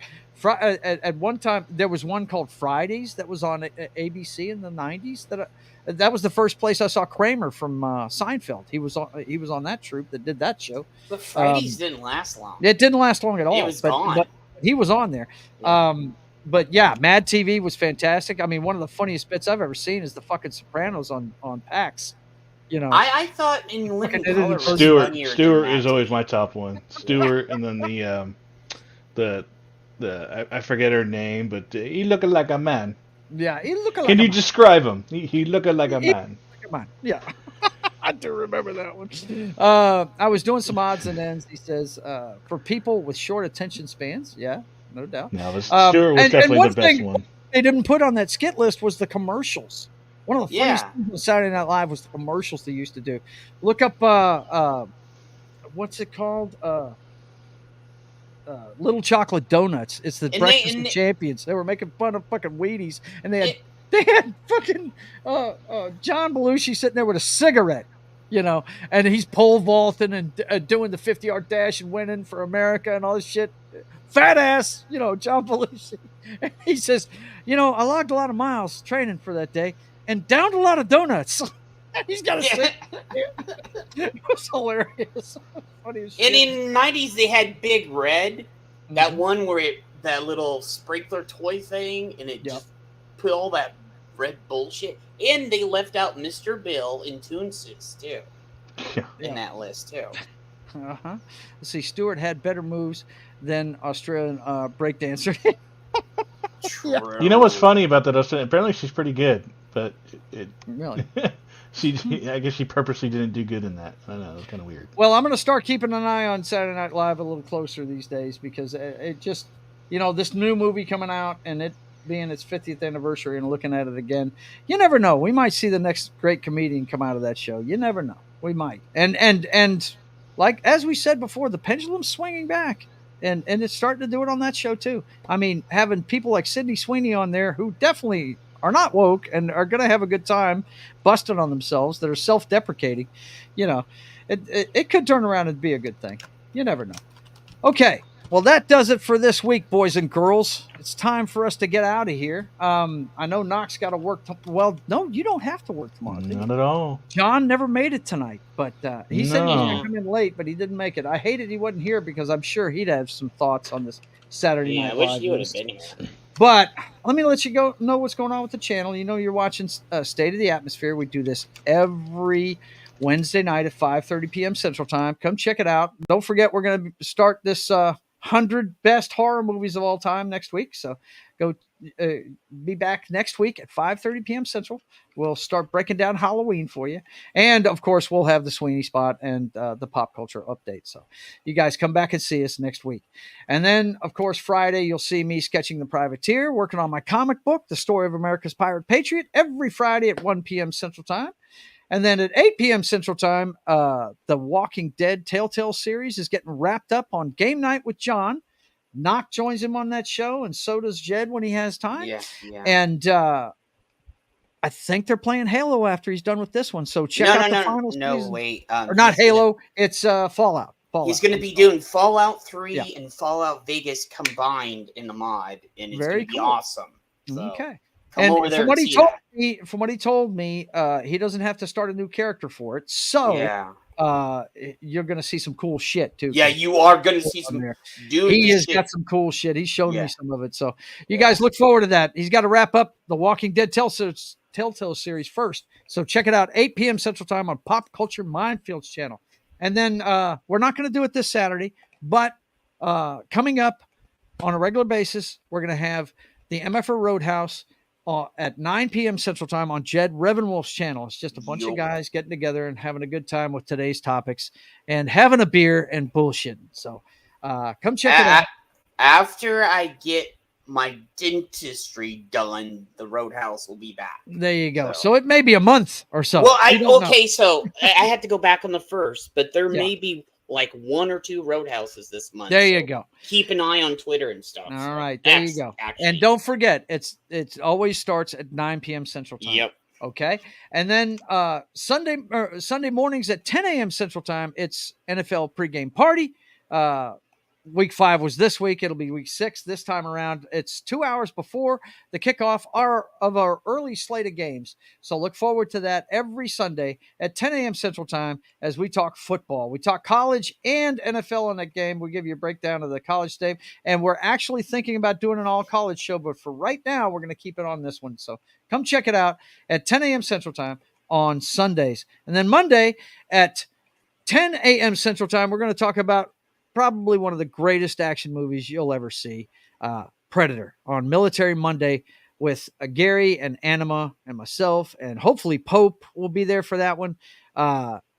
We talk about military stuff from a military perspective in modern movies, and this time we're going to do the Predator at 10 a.m. Central Time on Pop Culture Minefields channel. And everybody say a prayer for Brian. He threw his back out again some way, shape, or form. He's kind of down right now, but when he's ready, It's Only Talk and Roll will be back on Mondays at 4 p.m. Central Time. So send out the good vibes to Brian, that 70s rock fan, to you guys. And let's support him as he's trying to come back from his back injury. Yeah. And then at 5 p.m. Central Time, it's the Brothers Hack the Matrix on Mondays. We're moving it to Mondays just before the Monday night game. So come check it out. Everything you need to know about the clown show that is 2024 through today's headlines. The Brothers Hack the Matrix every Monday at 5 p.m. Central Time. And then Papa Joe Gamer After Dark comes your way. Video games, cocktails, and fails every Tuesday at 10 p.m. Central Time. And I believe this week I'm probably going to play some Beyond Two Souls. I haven't played it in a while. I'm going to bounce back and forth between my playthrough of Brutal Legends and then play something else. I don't want to get bogged down in the same game. He got so frustrated last night. Oh man, damn! But I did get through it. He did get through it though. Past Ophelia, so I'm moving on in that game. We'll see how much I've got left, but I'll get back to that one next week. This week, I think I'm going to play some Beyond Two Souls. Anyway, you guys come check it out. 10 p.m. Central Time on Tuesday, and then that brings us right back around to State of the Atmosphere on Wednesday. So for myself, the Knockster, and Jed Reverend Wolf, I want to thank Vince Womack for all the great modding. I appreciate you greatly. I want to thank everybody that tuned in today in the chat. It was a great discussion. I appreciate you all. Thank you, Soul Assassin, and everybody else. Let's see. What is Vince saying here? He partied too hard at the Sabaton concert. He's talking about Brian. That's who he's talking about.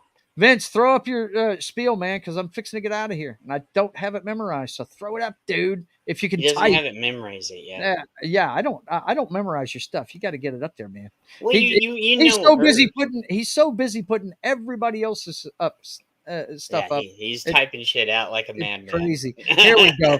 Cheerio, guys and gals. See you next time, and stay nerdy, everybody, and have yourself a good night. And I want to thank you guys for being here. And you know what I always say. Until I see you again, I want you guys to keep on keeping on. God bless.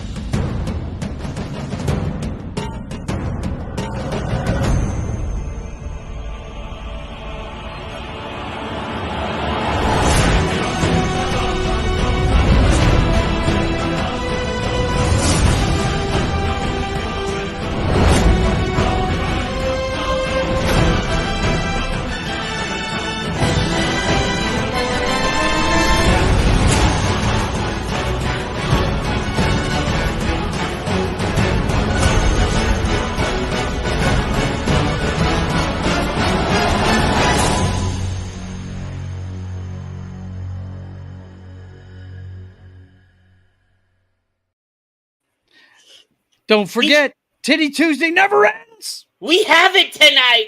Yay! We have it tonight. Yeah, I screwed up last night. You screwed up last night, and we didn't. But that's all right. Tuesday. Titty Tuesday lives on. You guys take it easy. Good to see you.